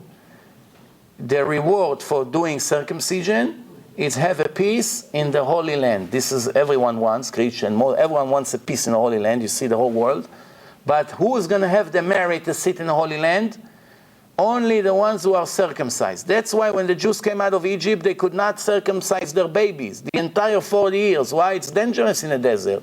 Storms, sand, it's not clean. It can cause life damage. And winds, there's ruach. So they couldn't circumcise. But before they entered the land, God said to Joshua, you must circumcise everyone. Why? You want to enter the Holy Land? We cannot sit in the Holy Land unless if you are circumcised. However, the Zohar explains what's the difference between the circumcisions of Ishmael to the circumcision of Yitzchak, and why the holding of Ishmael in the Holy Land is temporary, like their circumcision, and the merit of the Jews for the Holy Land, once Mashiach will come, will be eternal, and I'm going to explain it in a few minutes. The Ramban said, one of the reasons we're going to suffer from the Arabs until the end of time is because our mother Sarah, look how objective the Torah is. You say the good with the bad, because that's the truth. We're not hiding anything under the rug. Ramban says Sarah was too strict to Hagar. She was very strict with her. Because she was strict with her, Sarah's children will suffer from her children until Mashiach would come. This was 750 years ago, before what we see today started, as you all know. It's what's starting now, it's only the beginning. So it says like this. It says like this. There's 4 times in the entire Mesorah, in the tradition, that we have the word vekarata, and you should name. This word, and you should name, appears 4 times. One time, vekarata shmo Ishmael, Genesis 27, verse 40. And you name him Ishmael. Before he was born, the angel already told her how she should name her baby. How he should name his son, I'm sorry. Vekarat etchem hara be'acharit hayamim. And problems and tragedies will happen to you in the end of time. And vekarat shmo Immanuel, Isaiah 7, verse 14. Vekarat Yeshua chomotaich, Isaiah 60, verse 18. 4 vekarata. First one is the striker. Who is the striker? Ishmael. Second one is the result of the strike. Vekarat etchem hara. Tragedies will come to you in the end of time. The timing, it's the third time, the timing, vekarat etchem hara be'acharit hayamim. When will it be? In the end of time. Fourth, the solution. What's the solution from the strike? Vekarat shmo Immanuel. You scream to God. Immanuel means God is with us. Jews that wants to get saved from the horrible days are coming. They have only one solution. Not Harvard University will save us, not the Hebrew universities, not the Israeli army, not the politics, not the Israeli Zionist movement inside Congress and all the friends, not the Christian evangelists, like some of us hoping that that's going to bring us salvation. With all due respect to everyone who tried to help, and they deserve a lot of credit, only one thing will help us.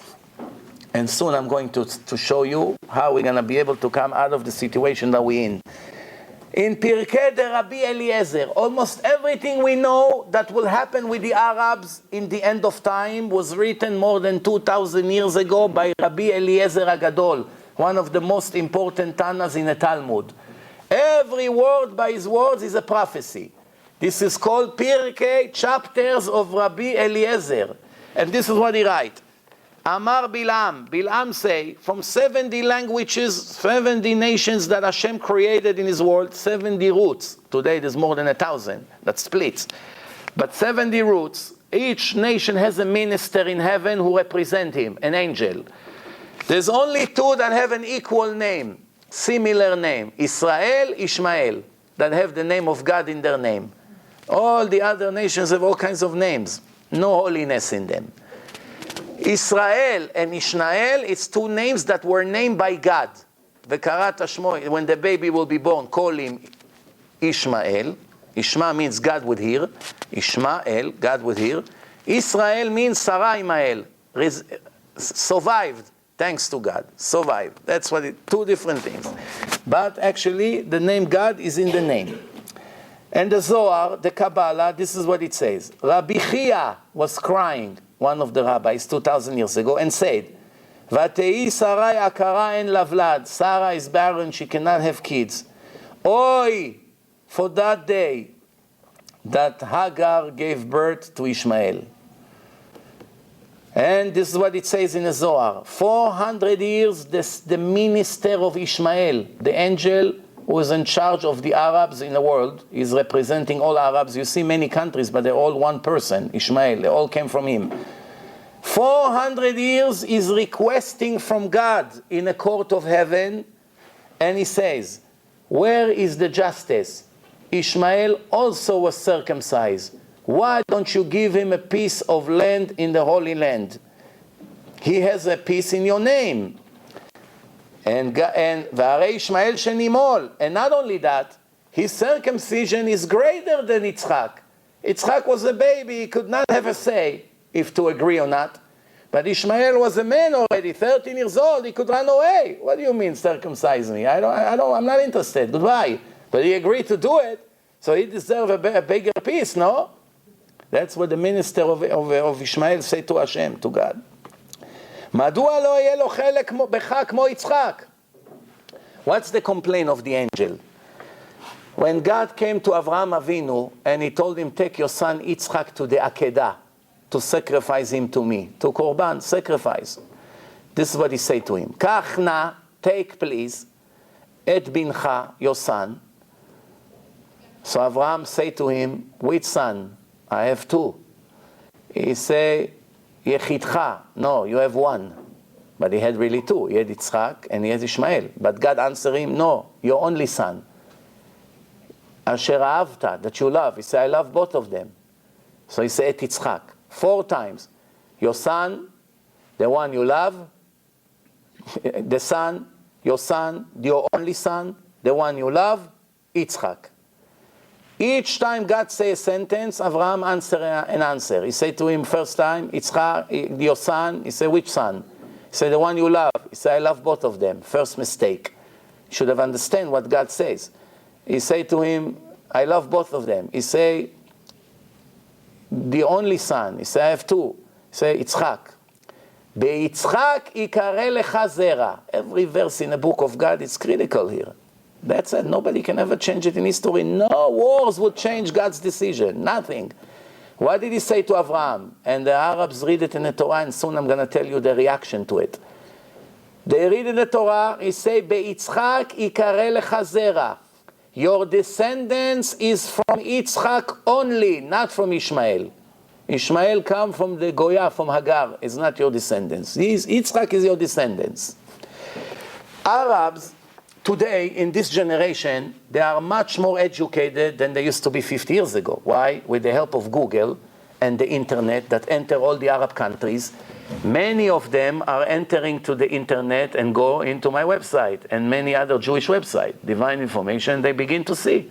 So first of all, you educate them about the Quran, that they don't know enough about the Quran, and they begin to see the Quran full of human errors, so they have doubts. But more than that, it teaches them about Judaism. As a matter of fact, there are Jewish websites in Arabic by Syrian Jews and Iraqi Jews and Moroccan Jews who speak perfect Arabic. And they made websites to teach Arabs about Judaism, about their purpose in life, and against certain things that the Muslims say. And they go and they have free access. Some countries blocking the internet because of that, like Iran and other countries. But some Arabs in more civilized countries like Dubai, Abu Dhabi, they have access to the internet and they begin to see things. So they ask their teachers in school or in college in the Arab countries, I don't understand. In the Torah that we all believe in, that Muhammad says in the Quran that it's a holy book, and if we have questions in the Quran, we have to ask the Jews because they received the Torah before us. That's what it says. It says that God said to Abraham that his only son is Yitzchak, and he should take Yitzchak to bring him as a sacrifice, and it says in Ishmael is not good, but we are from Ishmael. So why we say that the Jews are not the chosen people anymore and we give them hard time? Some Arabs ask this question. So what's the answer? Who knows? What's the answering? The answering, the Jews are liars.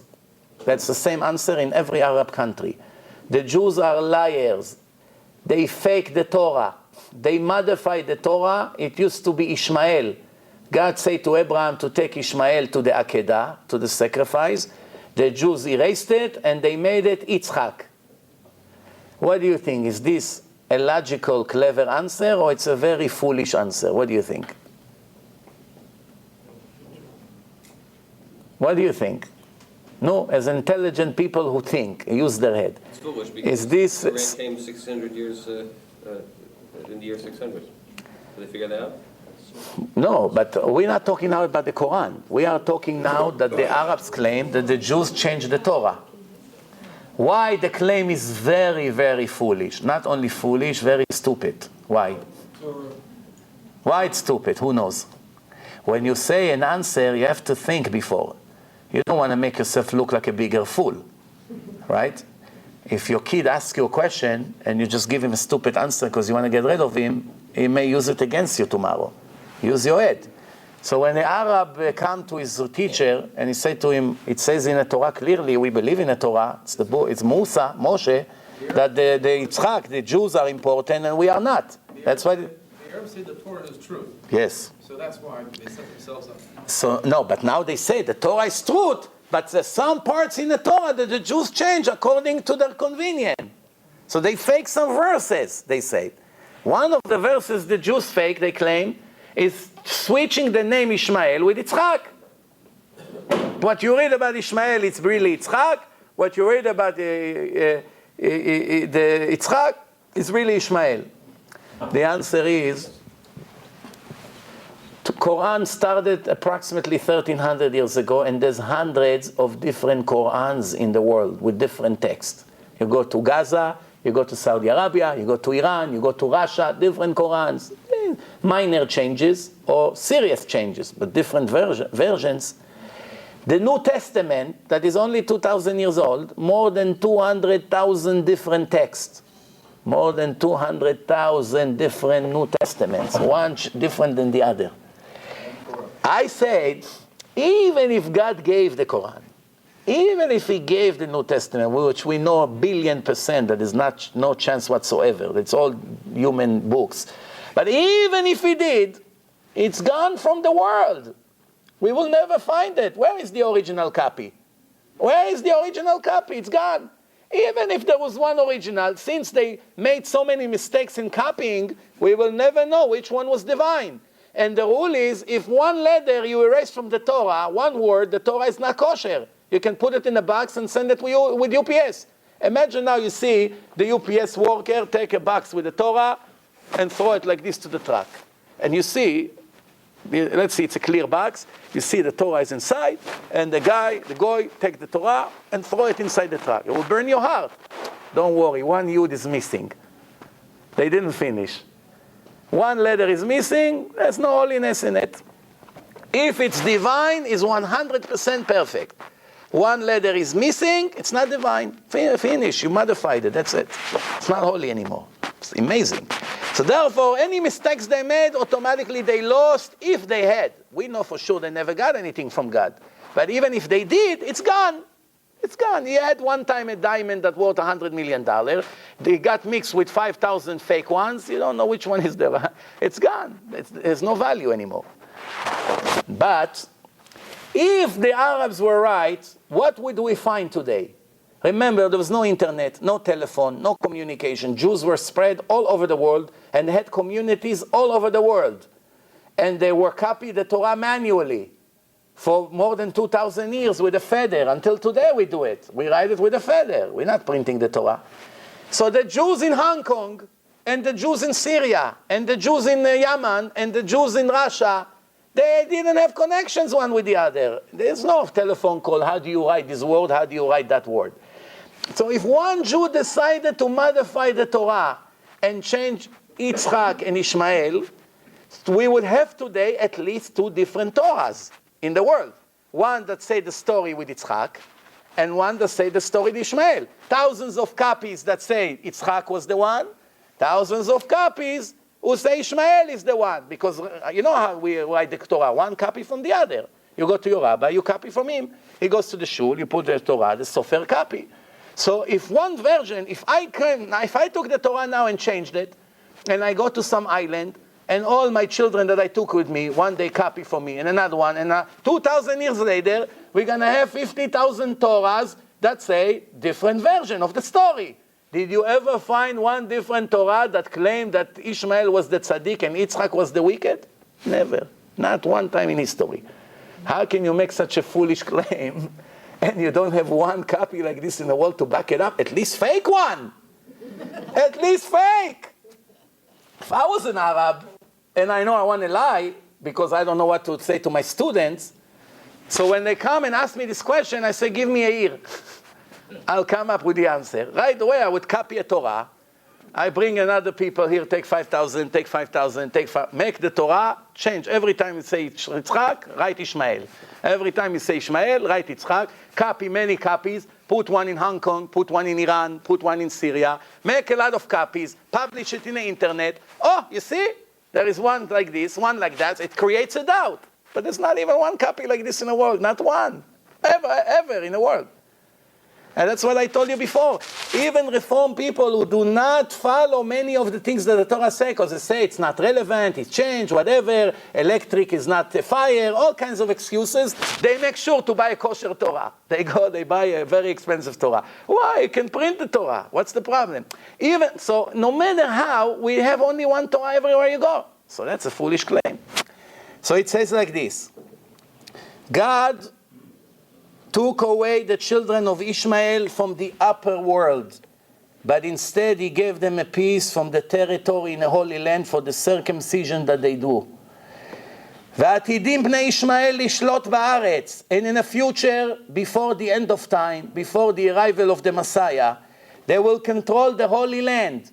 When it's empty, 2,000 years since the Arabs started to go to Israel and sit over there, since the destruction of the Second Temple, after the Romans sent the Jews to exile, came the Arab after and started to sit in Holy Land.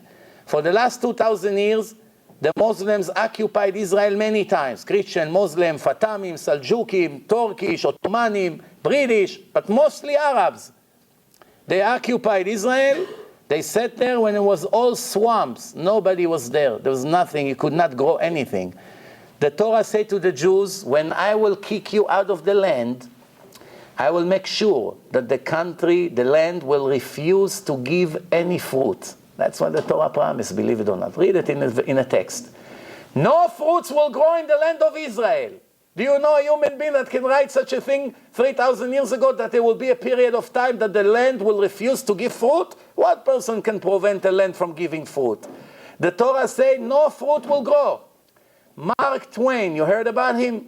120 years ago, he went to Eretz Israel and he wrote a book, a diary, personal diary. And he wrote over there, from the bottom of the land to the top of the land, I reviewed the entire property. I did not find one tree, even tzabar and olive trees. Tzabar is cactus, and olive, you know olive trees, that does not need water or good land for growing, I did not find. What happened to the Holy Land? Mark Twain, a Christian, asked. That God is so angry that there's no more fruits over here.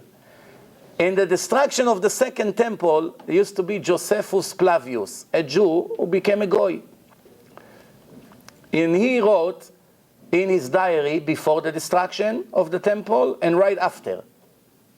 Most of the history we know about that time comes from his book.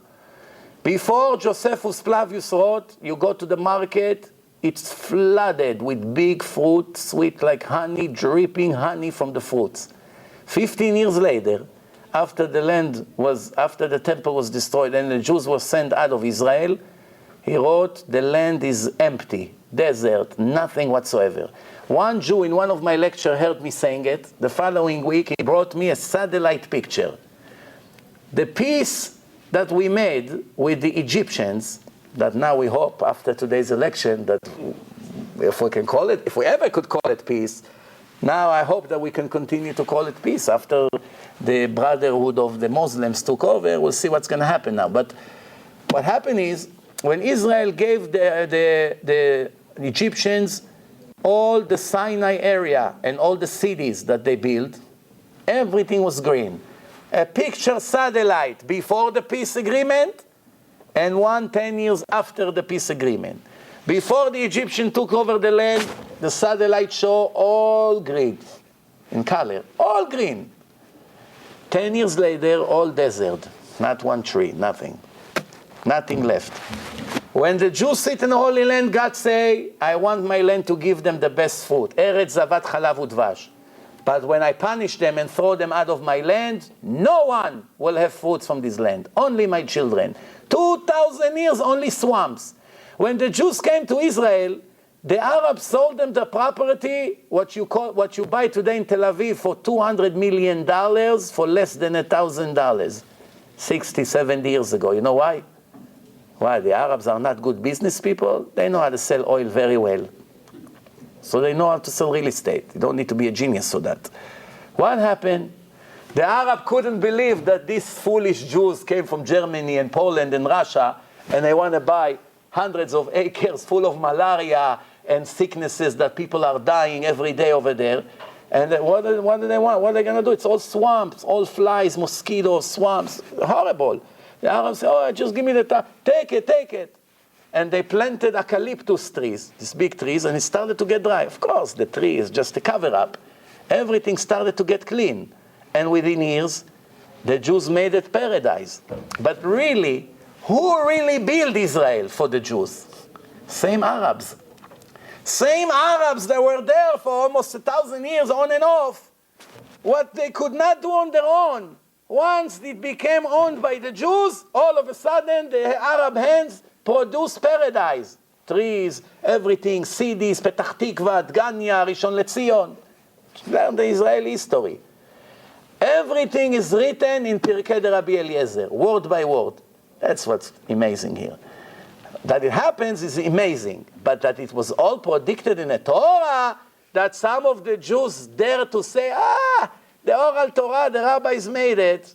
The rabbis don't know the future. You can be the greatest rabbi in history, you don't know what's going to happen tomorrow afternoon. You're not a prophet. It's one thing to be holy and to be a great scholar and to know a lot of Torah and to be a genius and a brilliant person. It's another thing to know the future. Nobody knows the future. So listen good what he says here. He says, ועתידים בני ישמעאל לשלוט בארץ הקדושה שהיא ריקה מכל. Then the children of Ishmael will control the land when it's going to be empty. Just like their circumcision is empty, without perfectness, they will prevent the Jews, they will try to prevent from the Jews, מעכבים means delay the Jews, יעכבו לבני ישראל מלחזור למקומם, to return to the original land, עד שיושלם זכות המילה של בני ישמעאל, until God will finish to pay them the reward of the circumcision of their father Ishmael. Why the circumcision of Ishmael is not perfect? Because when you're 13, you cannot do the circumcision like God say. Why? When a baby is fresh, it was just born, after they cut the orla, there's something called priya, that they bring everything down and the crown comes out. After a person is old already, that said, there's no way to do priya. And the Gemara say, mal velo para ki ilu lo mal. Circumcised without doing the second step, the priya, is like not circumcised. According to this, it's not. To be a Jew, you must be circumcised. If you're not circumcised, you have limitation. You cannot eat the sacrifice of Passover. You cannot be part of the minyan. You have limitations. But mal velo para, if you do priya, it's perfect circumcision. If not, it's not a perfect circumcision. Now comes the heavy stuff. Please pay attention. I know it's long. How many times I come here from so far away? Give me another few minutes and then I'll give you some time for questions. ועתידים בני ישמעאל לעורר מלחמות חזקות בעולם. Remember, this was written more than 2,000 years ago. There was no mosque. The Muslims did not have power in the world. They were like the Bedouin, sitting in different tents in the desert. Nothing whatsoever, no power whatsoever they had. And this is what he wrote. They will make lots of wars before the end of time. And the children of Edom, the Europeans, the Americans, will go to a war against them. And there will be a massive war between Ishmael and Edom, the Christians and the Muslims. One near the oceans, one on the land, and one close to Jerusalem. They will control one each other on and off. They will control. But the Holy Land will not be given to the children of Edom because they were not circumcised because of the Torah. Today they do it in a hospital for medical reasons. But Ishmael do it because it's in the Torah. That's why they got a piece from the land. So all the Israeli politicians who think that by doing all kinds of things, transfer this, the Arabs would leave Israel, it will never happen until Mashiach come, because Hashem is paying them off. Slowly, for the one mitzvah of their father that he agreed to circumcise. If he said no, he wouldn't have one gunshot, one bomb you wouldn't have in the world. It's all thanks to their merit. Wait now 1 second. It says like this. ובזמן ההוא, and at that time, it will be coming against Romi, the Christians, the children of Esav, and will be a big war for 3 months. And many nations will take place in that war. And the Christian will fall in their hands until they gather all the rest of the Christians from the rest of the world to help them and to save them from their hands. And then God will come into the picture and will destroy them completely. Will destroy the children of Ishmael from the Holy Land, will break their holding and the ministers of heaven of all the nations, and none of them will have any power in the world. Only the power of the children of God, the nation of Israel, and this is what the verse say, Hashem tzilcha al yad yaminecha. This is in a Zohar, in Kabbalah, 2,000 years ago, chapter 2, page 32. This is right there. Then it says like this. King David, 3,000 years ago, in Tehillim, in Psalms, it's holy for the Arabs as well. They admit that it's holy. You know, in the Hamas website, right, King David, peace be on him, in parentheses. It's a holy man. Jacob, Israel, in parentheses, peace be on him. Everything from the Tanakh, they accept 100%. Now, this is what it says, King David, that he saw in his vision. It's one of the prophets, one of the 48 prophets. He saw all the problems that his children, the nation of Israel, are going to receive from the children of Ishmael. Started to scream and to cry and to say, Oy Ali, Oy to me, Ki garti meshech, shachanti im haoleh kedar. Oy, that I have to live among these people who live in the tents. How much problems I'm going to have with them. 3,000 years ago. Rabbeinu Bechayeh, 750 years ago. This is what he wrote. The verse in the Torah in Deuteronomy 30, verse 7, it says like this, ונתן השם את העלות האלה על אויביך ועל שונאיך.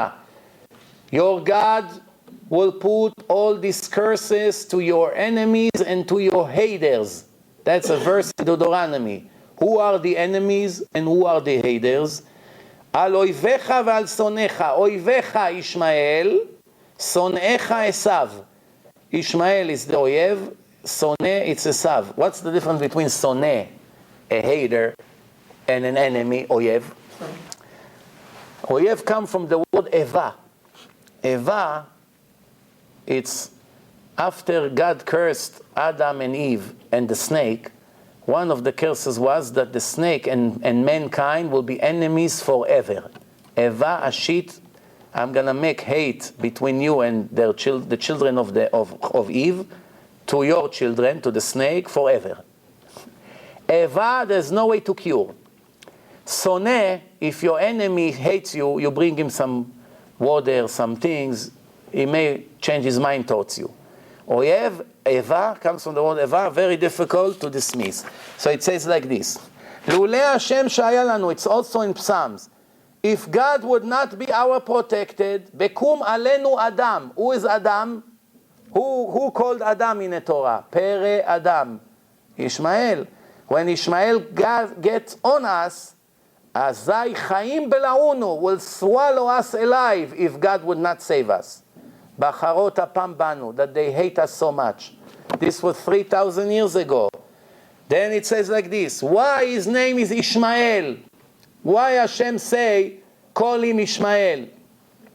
Because the children of Israel will scream so loud from the problems that Ishmael will do to them, that God would listen.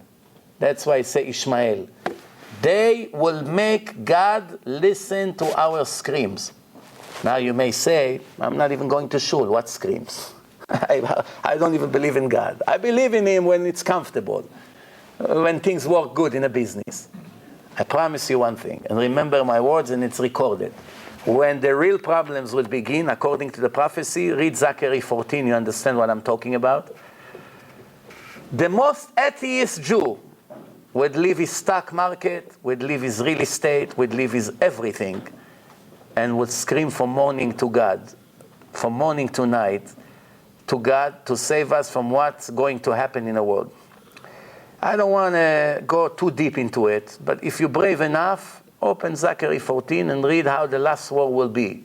How many millions of people will die, how long will it take, what's going to happen. There's no doubt that he's talking about a nuclear war. The Vilna Gaon 250 years ago wrote that the last war would take 9 minutes. And everyone laughed. 9 minutes.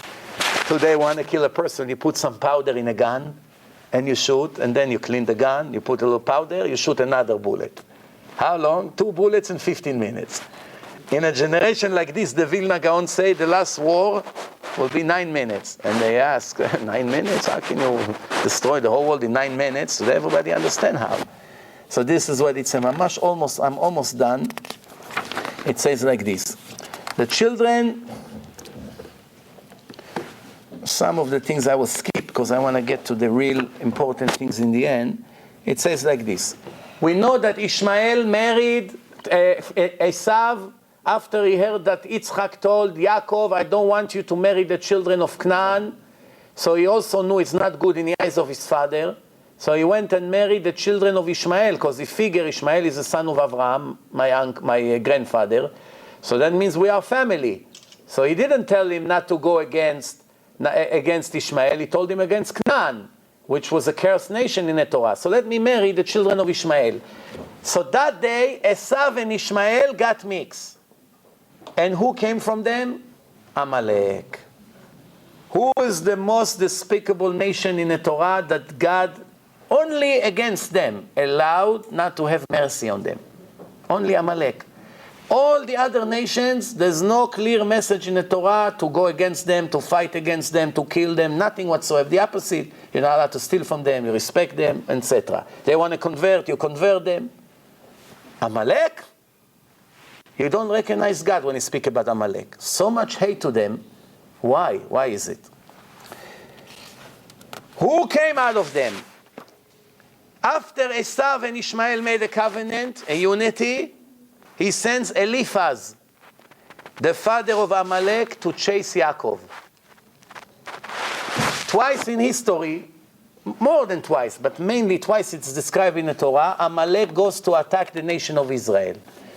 Always when they're not ready. Amalek is the first time in history that a nation is willing to get killed as long as they killed the Jews. What we call today suicide bombers. First one in history, Amalek. Esau and Ishmael united. Who are the ones who invented committing suicide? The Nazis and the Japanese. They used the Hitler, when he saw he's losing the war, he sent hundreds of children to explode anything. He wanted to destroy Germany himself, but they did not listen to his orders. He said, if we lost, we don't deserve to stay. He wanted to blow all the military, everything. And the Japanese, they were like this. They go into with the airplanes, committing suicides on the enemy. And the Muslims, all over the world, Iraq every day, everywhere you go, Pakistan, Israel, and United States, Europe, all kinds of bombs, terrorist attacks. Why is it? This is what it says. They fight against us like the bees, the Torah says. You will have one day enemies that fight like the bees. What's special about the bees? The only animal in nature that killing themselves when they kill you, when they go against you, is the bees. They sting you and they died after that. That's it. So the bee, sometimes you just come near, oh, it sting you, it did it after a few minutes. So this is the difference between two kinds of enemies that we have in history. Listen good. There's two kinds of enemies. There's one person is willing to kill to receive what he desires. He wants your money. So he rob you, and you know the only way that you won't catch him is to kill you, because you saw his face. So he killed you. He didn't really want to kill you. If he could take your money without killing you, he prefer. Now he has to kill you because he wants your money. What motivates him to kill you? Something else that he wants. It didn't come specifically. It's nothing personal against you. Sounds bad, I know, but that's it. בראש מעייניו עומדת מטרתו. His target, his mission is above everything. Now, whether I get it in a peaceful way or not, I don't care, as long as I get what I want. But there's another kind of enemy that is willing to die just as long as he can kill with his death. Nothing will prevent him from killing. The killing is not the way to achieve his target. The killing is the target itself, and there's nothing you can do against it. Nothing you can do against it. When your enemy is not afraid of execution, there's nothing you can do. Every other normal enemy, you can take precaution against him. Some measurements, some actions, all kinds of laws, protections. But when your enemy laughs in your face, what do you want to kill me? That's my mission to get killed. They brainwash them with this man-made Islam that if they go and commit suicide, they go to heaven. And they will have 72 women waiting in a party for them to do all the Sodom and Gomorrah acts. I don't understand how these Arabs don't use their head and ask, how can it be that God gave us such a reward when God says in the Torah that He hates prostitution? He hates this kind of zima. Elokim soneh zima. The Jews went to the women of Moab, which I promise you, the Rebbetzin today don't dress like they used to dress 3,000 years ago. You know what the prostitute was in the time of the Gemara? That the Gemara speaks very bad about her? That she picked up her skirt to her knee. That's what the Gemara says. She picked up her skirt to the knee, already she's finished, nobody will marry her. She did it on the street. You understand what's happening? Or when she does knitting in a market, she picks up her sleeve above the elbows, and they already put an X on her. She's not going bedat Yehudit. Horrible things. Modesty today compared to what it was is nothing to compare. Everything that the Jews do, the Muslims try to copy when they invented their Islam. For instance, the Jews pray 3 times a day, and one day of the year, the holiest day of the year, which is Yom Kippur, they pray 5 times. The Muslims say, we will pray every day 5 times. To show them what they do once a year, we'll do every day. Okay. The Muslims say, okay, what else? The Jews don't eat pig? Oh, say, we also don't eat pig. No pork. No bacon. That's it. Next thing, you say, the Jews, the women are modest. They are the most modest nation in the world. At least that's how it was. We will teach them what modesty is. So they cover all their body and their head, the married women. We make our women cover our face. But they didn't know that the Torah says that only a prostitute cover their face, according to the Torah. Where Yehuda and Tamar. ויחשביה לזונה. He thought she's a prostitute. Why? Because she had her head covered, the Torah says. Which means only the prostitute covered her face. According to Judaism, a woman is not allowed to cover her face, God said. Why? What does it mean, panim in Hebrew? Panim pnim. It's a mirror of your spirituality from the inside. I know rabbis today. In the time of the Gemara, it's needless to say everyone was like this. But even today, that you bring them any person, and they see him 1 minute talking, moving, and look at his face, they tell you everything about him, good and bad, everything, guarantee. I know few. One especially, I know that by looking at a person walk a minute, he can tell you a lot about him, the way he walked, the way he moved. It's all come from the subconscious. It shows you who you are. It's much deeper than what people know. So the face is not allowed to be covered. The Kabbalists used to look at the forehead and see what the sins a person does. I know a woman in Queens, she sees letters in the face of people, in their forehead. She has spiritual eyes. She sees souls. People are reincarnated in space. She sees images. She sees demons. She sees letters in people's foreheads. She doesn't speak a word in Hebrew, American woman. I told her, write to me what you see. She writes, and I put them together, verses from the prophets. Uva leTzion Goel, all kinds she sees in people's forehead, righteous people, wicked people.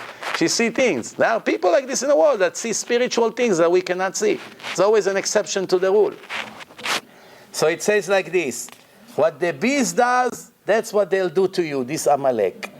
And it says like this, King David in Tehillim, Psalms 83. Elohim al domilach. Please, God, please don't be silent. Ve'al techerash ve'al tishkot. Don't be quiet. Don't ignore. Al amcha ya'arimu sod. They gather together. They have a plan against your nation. והתייעצו על צפוניך. They want to destroy us. אמרו, they say, לכו ונכחידם מגוי. Let's destroy this Jewish nation. That they won't be a nation anymore. ולא ייזכר שם ישראל עוד. No one would remember the name Israel ever again. That's their plans. כי נועצו לב יחדם עליך ברית יכרותו. They gather and made a covenant against you, God. אוהלי אדום, the Christians, the Ishmaelim, and the Arabs, Moab. He gives the list of the nations who gathered together and made the war. The prophet says, well, after the Christians and the Muslims will fight for a few years, one kill each other, go on and off, one day they'll make a timeout, cease fire, and they'll say, wait a minute, why we kill each other? We have a mutual enemy. We have to focus on our real enemy. It's all because of the Jews. And all of them, believe it or not, even United States, will not stop them, will turn against Israel, and really the last war will begin, what we call Gog uMagog. Where is it? Zechariah Yudalet, Zachary 14. And after horrible things will happen, finally the salvation will begin. The lens of the Messiah will be in the Olive Mountain, it will break, will be an earthquake, and all kinds of things will happen to them. The end is happy end. The question is, who will survive? Every morning we pray, we say things that we don't listen to. It shocks me how a frum Jew from birth, can be a rabbi even, 20, 30, 40 years, read it every day, and not once in his life he realized what he's saying. Like robots. All of us is more or less. Some trying to pay more attention to the words. What do we say every day? Uva leTzion Goel. Every day we say, and the Savior comes to Zion. The Messiah will come to Israel. To whom? Leshaveh Pesha beYaakov. To the Jews who made repentance against their crime against God. Shabbat, Tefillin, kosher, modesty, Torah, integrity, honesty, faith, prayers. Without that, Jews that think that they will see the Messiah without being righteous and keep the laws of God, they contradict the Torah. So all of us have to improve, some more, some less. How a Jew would improve when he doesn't have an idea what he lives for? How a Jew would improve he never read the Torah once in his life, can be 7 years old, never read the Torah once in his life. No, leave me alone, I'm reformed. What do you think, that by putting a stamp in your passport, it changed your obligation? Who are you fooling? Another 5, another 10, another 20 years, you stand in front of God and you'll be shocked that every second of your life was a big mistake. How do I know? Hashem gave me a gift that I had in the last 17 years, this merit to make, Baruch Hashem, many thousands of Jews Shomer Shabbat. And many of them, when I met them, did not know, some of them did not know who Avraham Avinu is. Never heard nothing, Noach, flood, nothing. They came, kibbutz, Dad, Zimbabwe, El Salvador, Jews that were somewhere in the end of the world, from many countries. And they started to listen to the CDs and to the Torah and Science, and they begin to realize, wait a minute, there is a divine book in the world. It's not a fairy tale like my teacher told me in elementary school. We didn't come from the monkey. There is lots of prophecies in the Torah. Hundreds of prophecy. Every chapter in the Torah you open, I'll show you prophecies there. But you won't find one prophecy in Islam, and not even one in Christianity. You know why? Muhammad wasn't a fool. He doesn't know the future. Why should he gamble? That 6 months later someone would know he was wrong and then they put his books in the toilet. Why would he gamble? But the Torah is full of prophecies. Why? God gave it. He knows the future. So it says like this. After Sancherib came and all the nations were afraid of him, all the Goyim got mixed, one into the other. Amalek went to the desert and got mixed with Ishmael. And also Plishtim. Now we understand why all of a sudden God gave them an idea to call themselves Palestinians. Plishtim also went to the desert. And the Arab, they have good hospitality till today. Come to the house. Israeli conflict, yes or no? Right away, black coffee, this, ma.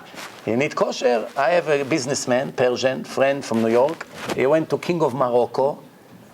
King of Morocco went out of his way to get him the most glad kosher food that in the land of Morocco ever they had. Should see what they did in the palace over there. Brought rabbis for him, glad, this, that, just for one person that he came to a business meeting. Why? Respect, hospitality. So what does it say? Why the Arabs call Arab? Who knows? Where these words come from? How the name of the Hebrew? Ivri. They want something similar. Aravi. Same letters. Fast. They say Moshe Rabbeinu went up to the mountain. He fasted for 40 days. He went up to get the Torah. 40 yom lo achal velo shata. We will fast every year, 40 days, Ramadan. We'll show the Jews we're better than them. There's only one problem. Your religion is not divine, and our is. We follow the instruction of the Creator of the world, and you made up laws. Made up laws gives you nothing. You torture yourself for nothing. You follow the instructions. So what's the solution for the Arabs, really? To keep the 7 laws, and they'll be righteous. All these Islamic laws that they keep, it's all 100% pure waste of time. Pure waste of time. All these things that they made, all these kinds of laws, they go to Mecca, Saudi Arabia, go around the stone. It's all, God never told the Gentiles to do this. It's man-made laws. Some of them is imitation from Judaism. All they have to do, Muhammad, Ismail, Ahmed, doesn't matter, to keep the 7 laws, not to hate the Jews, not to be a murderer, to believe in one God, not to steal, to not to worship any idols, to make a police and court system, not to eat any raw animals, not to do any sex crimes with the 7 relatives, that's it. And all the other laws that require by common sense, like respect their parents, not to torture people, things like this, not to kidnap, But the 7 main laws, altogether really 36 laws, but it's 7 foundations, 7 roots.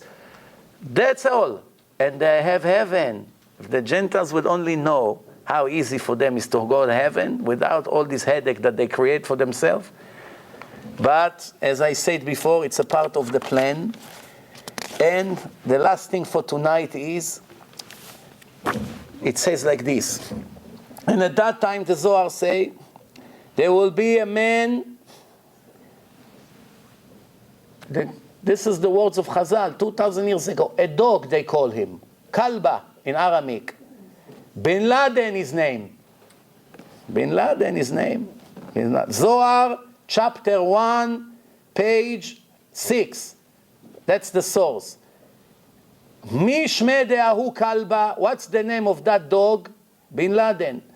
In Aramaic, when you want to say Yosef ben David, you say Yosef be David. You don't say ben, like in Hebrew. Be David, be Rabbi David. It means the son of.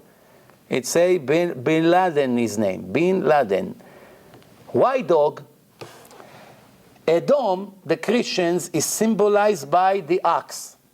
Every nation have a symbol. Ox. The Ishmael, the Arabs, is symbolized by Chamor. Like Abraham told Ishmael, sit here with the donkey, shvu lachem po im hachamor, am adome lechamor, Chazal say. Chamor, it's chet, mem, vav, resh. Shor, it's shin, vav, resh. If you take the middle of the letters of shor, it's vav. Vav, its numeric value, it's 6. Chamor has mem and vav in the middle. It's 46. 46 plus 6 is 52. Numeric value, kelev. Kelev, kaf, 20, lamed. 30, bet, 2. Chamor symbolize chomer, materialism. They have all the wealth, the oil. That's why Am adome lechamor. Vayachvosh Avraham et chamor. There's a lot of secrets in the names. What's the remedy against Esav? Chazal say, what's going to save us from the descendants of Esav? Yosef. Yaakov did not have the guts to fight against Esav that wanted to kill him until Yosef was born.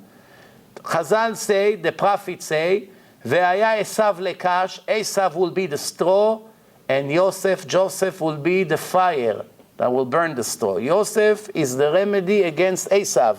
Yosef in the Torah symbolized also in the brachot, sure. They give all these things. It's all secrets. People think, they read another book, like somebody wrote it in college, novel, romance, something. No, it's a divine thing. It's full of secrets. The Philistines that the Palestinians decided to name themselves after they had one unique thing about them. They always occupied properties that are not theirs. Where? Now, first meeting between Philistines and Avraham Avinu, they want Sarah. They took Sarah, Avimelech. Sarah is a married woman. Avraham says, she's my sister. Right away, Avimelech take her.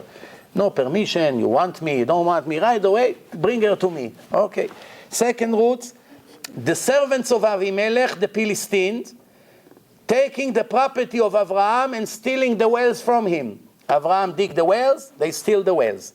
Same thing they did to Yitzchak. Same thing. He dig wells, they come and they block the wells. They take it away. And they wanted to take Rivka. Philistines block the wells, as I say. Philistines do not let the Jewish nation entering the land when they came out of Egypt. And Hashem say, if I'll take them through Philistines, they're going to start a war. I don't want them to start the war right away when they came out of Egypt. Velo nacham derech plishtim. I won't direct them to the land of Philistines because they're going to see a war and they want to return to Egypt. So I have to take them all around, a huge circle, that we don't go through Gaza and those areas. Why? Because they would fight against them. They won't respect them. They just came out of 210 years of slavery. That's the Philistines. Where the Philistines sit? Gaza, Rafiah, same place where the Palestinians sit today.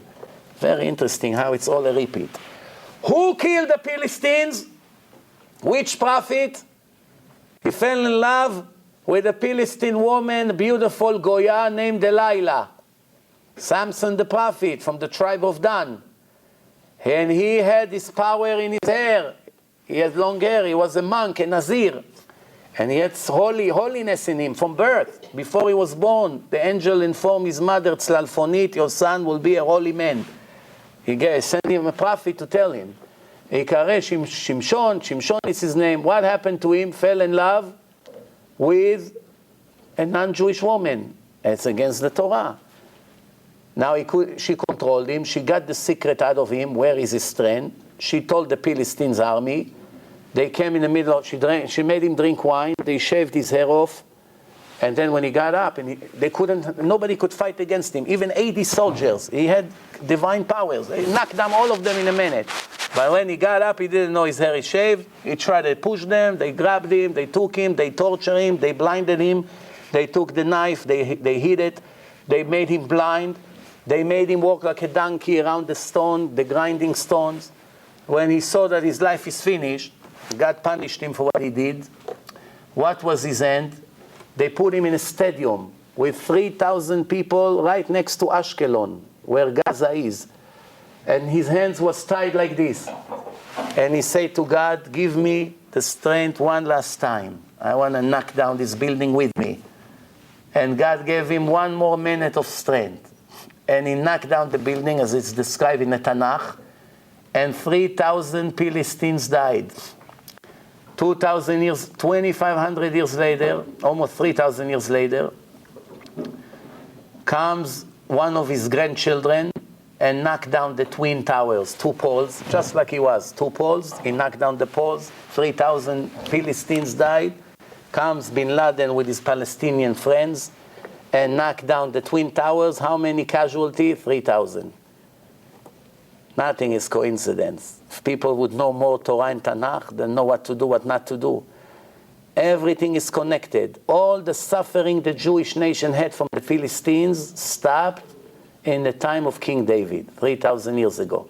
After he killed Goliath, Shakta Haaretz. Finally, we got rid of them. Shortly after that, they disappear from the map of the world. Disappear from the map of the world. And the Gemara say, what will be the signs before the Messiah will arrive? What would happen in the land? Let's see. None of these things that I'm going to read to you now happened 50 years ago. Today, all of that happened. That means we are moments before the salvation begins. Moments. Remember what I said. 50 years ago, none of that happened.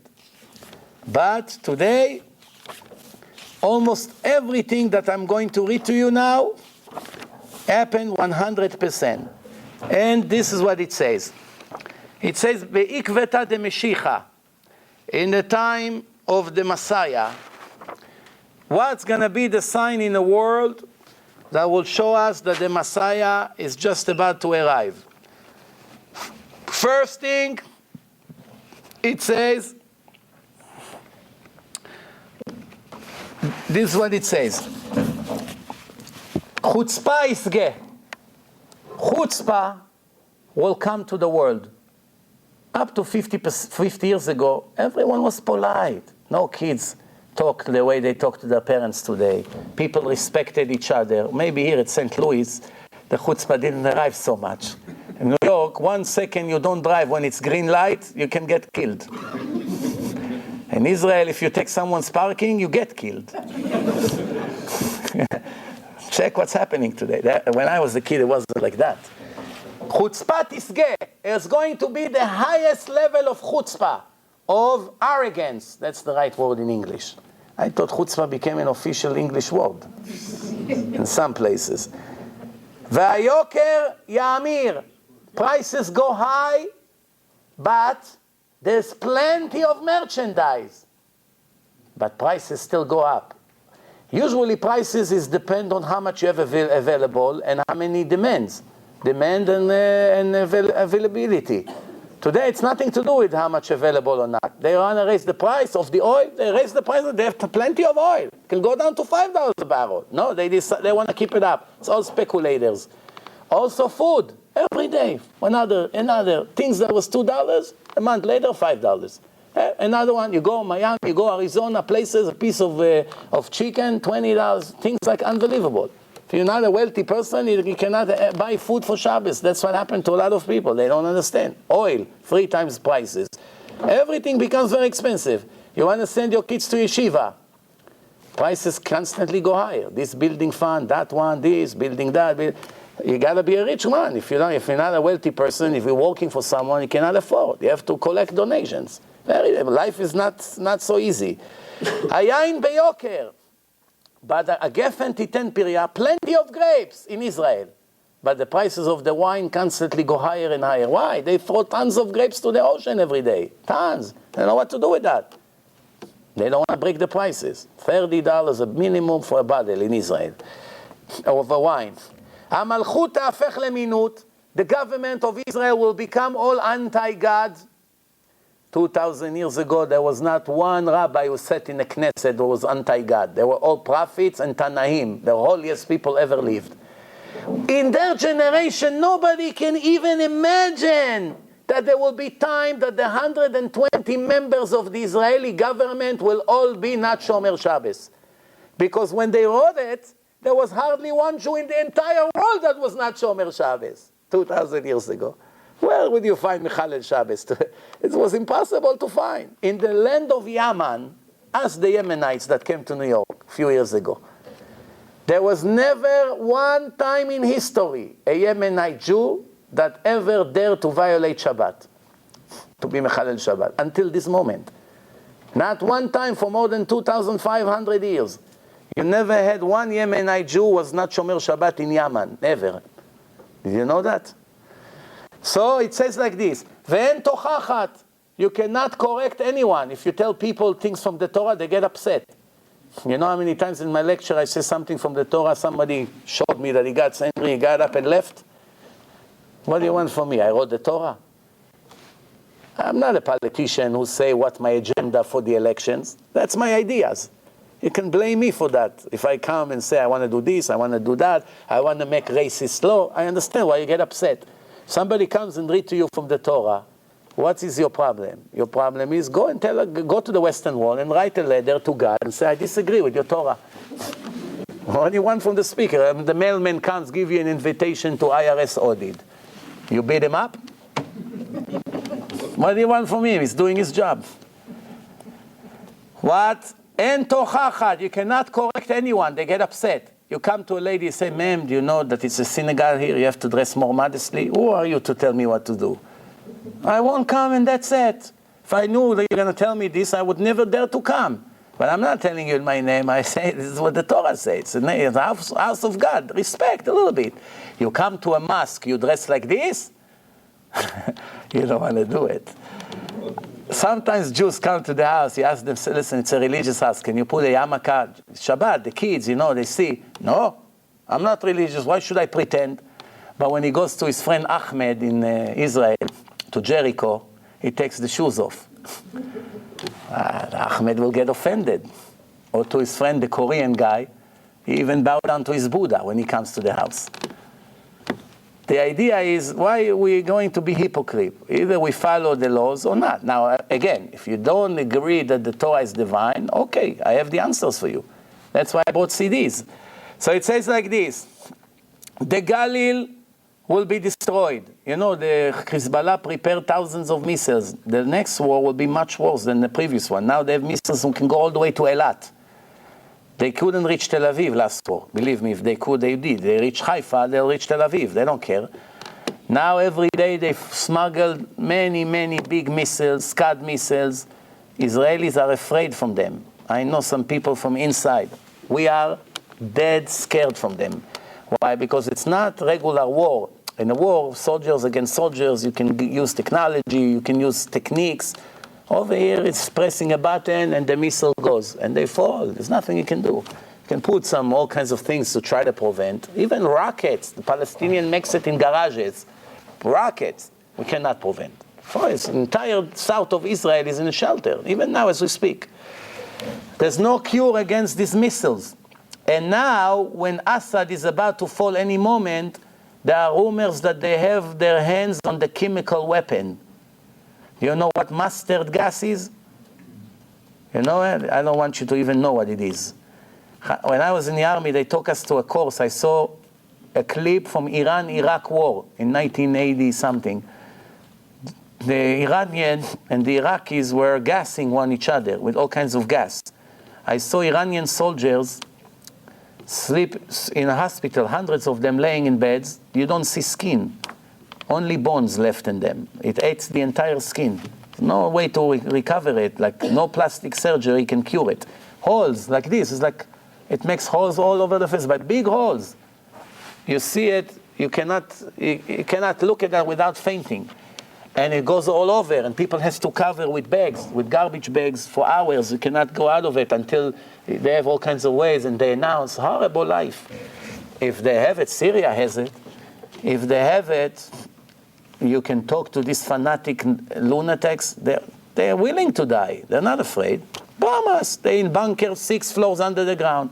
The Israeli army with their greatness, they couldn't put their hands on this Nasrallah, the head of the Hezbollah. They couldn't put him. He goes to some places on and off. They couldn't get him. With all the spies and everything that they have, the intelligence, they couldn't knock him down. They just couldn't. They destroyed Lebanon. They did not touch the Hezbollah like this, nothing. They destroyed Lebanon, many buildings. They made a lot of noise. What did we achieve with that? They still have all the missiles. Iran is very close to atomic war. Egypt now is in the hand of the Muslim radicals. And all we have to do now, this is what it says. It says, children will insult the older people. The older people will be afraid of the youngsters. The enemies of a person will be his own family. The face of the generation like the face of a dog. People behave like animals. There are no dignity anymore. A son is not embarrassed from his father. He brings his girlfriend next to his father's bedroom, right there, and she lives with him. Something like this could happen 50 years ago, even by the Goyim. Could it happen? By the Christians. 50 years ago, that Vinny bring Christine to his room and his father Tony is in the next room. It will be the last day of his life. But today, everywhere in Israel, it's like this. And what the people do on Facebook and what's happening today with our youth, in the religious communities, not to talk about the not religious community, forget about it. But kama be'ima, daughters have arrogance against their mothers and against their mother-in-law. Almost no daughter can stand her mother-in-law. It's a curse of the generation. You know why Adam lived 930 years? He did not have a mother-in-law, they say. You know why Hashem didn't make Adam and Eve Chinese? They would eat the snake. It ruins the story. They like snakes in China. So, אויבי איש אנשי ביתו, פני הדור כפני הכלב, ועל מי יש לנו להישען? Last word. And who we can rely on? This is the bottom line of this lecture. Only one word. And who can we rely on? Only al Avinu shebashamayim, on our fathers in heaven. I would like to conclude, and now if you have questions for me, you tell me, with giving you one advice. I came here. I come to other places, but I promise you that I have more interesting things to do than to travel and to give lectures. Especially after I do it 17 years almost every night. It came out of my ears, let's put it that way. And especially when some of these topics, it's a repeat, I have to repeat it many times. I only do it for one reason, because the situation of many of the Jews, even some that sits here tonight, is worse than critical. And I'm not coming here, I didn't come here, I have no intention to get anyone scared or to put fear. That's not the point here, Bichlal. Not at all. I only came here to wake up every soul that sits here tonight and sat here tonight to review your life. Whether you're young, whether you're older, whether you're an old person, still you're alive, you can correct. As long as we breathe, we can correct. Once we stop breathing, it's over. Nobody can make repentance after he died.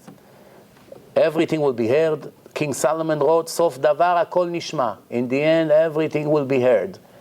Et האלוהים הרע ואת מצוותיו שמור, כי זה כל האדם. Find out, you should know. He said in another place, I tried everything, I did everything, I had everything, and I'm telling you. Conclusion, just fear God, pay attention to everything you do. Everything you did will be heard in the end in the court of heaven. Nobody can hide, nobody can put under the rug anything he did in hidden rooms. The point is, let's save ourselves now when it's relatively much easier than when it will be after. Because after that, once the truth comes out, when the Messiah comes, the Gemara says, we don't accept converts anymore. Why? If Vinny wants to convert, what's the problem? No, quick, rush him. Let's make another Jew in a way. What's the problem? No, it's no free choice anymore. The Messiah comes, that's it, no more evil inclination, everything will be clear. Every atheist Jew will bow down to God. Everyone would know the truth. Of course, everyone would want to be Shomer Shabbat and religious and go the ultra-Orthodox way, but God is not interested anymore. Well, now you remember after you saw the truth came out? The test, you failed. After I told the answers, now you want to go to the test when I gave the answers? It's like a teacher. Now he tells this class the answers. So one say, okay, can you give me another test now? What's the point? I already gave you all the answers. Now it's the test. This is what the Torah say. I'm giving you this test. I'm strict with you. We have lots of problems, all of us. Everyone has problems. I'm strict with you to see if you're going to keep my mitzvot or not. And another place he say, I'm strict with you to see if you love me or you're ungrateful to me. What's the purpose of this test, the Torah say? To reward you in your end. After you follow my instructions and all the challenges that I put in front of you and you pass, and you have faith in me, I will save you not only in this world, in the life of eternity, I will reward you in your end. The end is not in this world. The old people don't get anything before they die. The opposite, they suffer much more when they were young. No old person ever got a reward for being righteous and keeping Shabbat for 50 years. The end means when you die, the reward will begin. And in another place it says, if you listen to me and follow my laws and my instructions, I will reward you and your children for eternity. Where does it say it?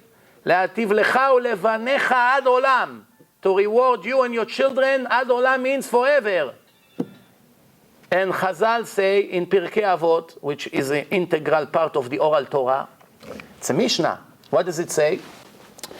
If you take all the pleasure of all the people, of all the generations, from the time God created the world until the end of time, all the pleasure they ever had, vacation, sports, money, women, art, music, food, anything you can imagine. Nice clothing, jewelry, everything you can imagine of all the billions of people who lived here. There are 7 billion people now, and the previous generation, and the previous one. It's probably 100 billion people. Take all the pleasure each one of them has in his 70, 80 years of life, put it in a huge mountain.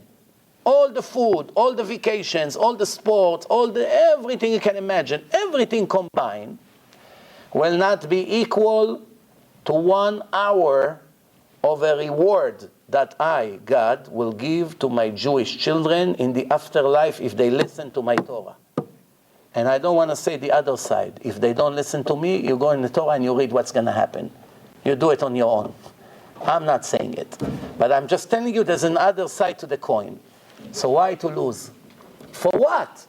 What do we gain by driving on Shabbat? What do we gain by not putting 2 minutes a day tefillin? Why does the woman ever gain by looking on the street a little bit more attractive, especially when she's married with children or grandchildren? Who does she try to get attention from? From Vinny, from Jose, from Ahmed, from who? She has a husband. She's a holy woman. She's from the descendants of God, from representative of God. And God said, I don't like problem with modesty. I don't want women to dress on the street. And there's many things that God showing us by the Arabs. You go in every airport. There's not one time I fly and I don't see some Ahmed or Muhammad or Mustafa putting the mat in the middle of the terminal and go like this, 4, 5 in the morning, whatever it is. Why is it? Why God is showing it to us? Because Ishmael, their father, was very good with prayer. When Sarah told her husband Abraham, throw him from the house, he's a wicked boy, before he would wound Yitzchak, throw him out of the house, he got very upset.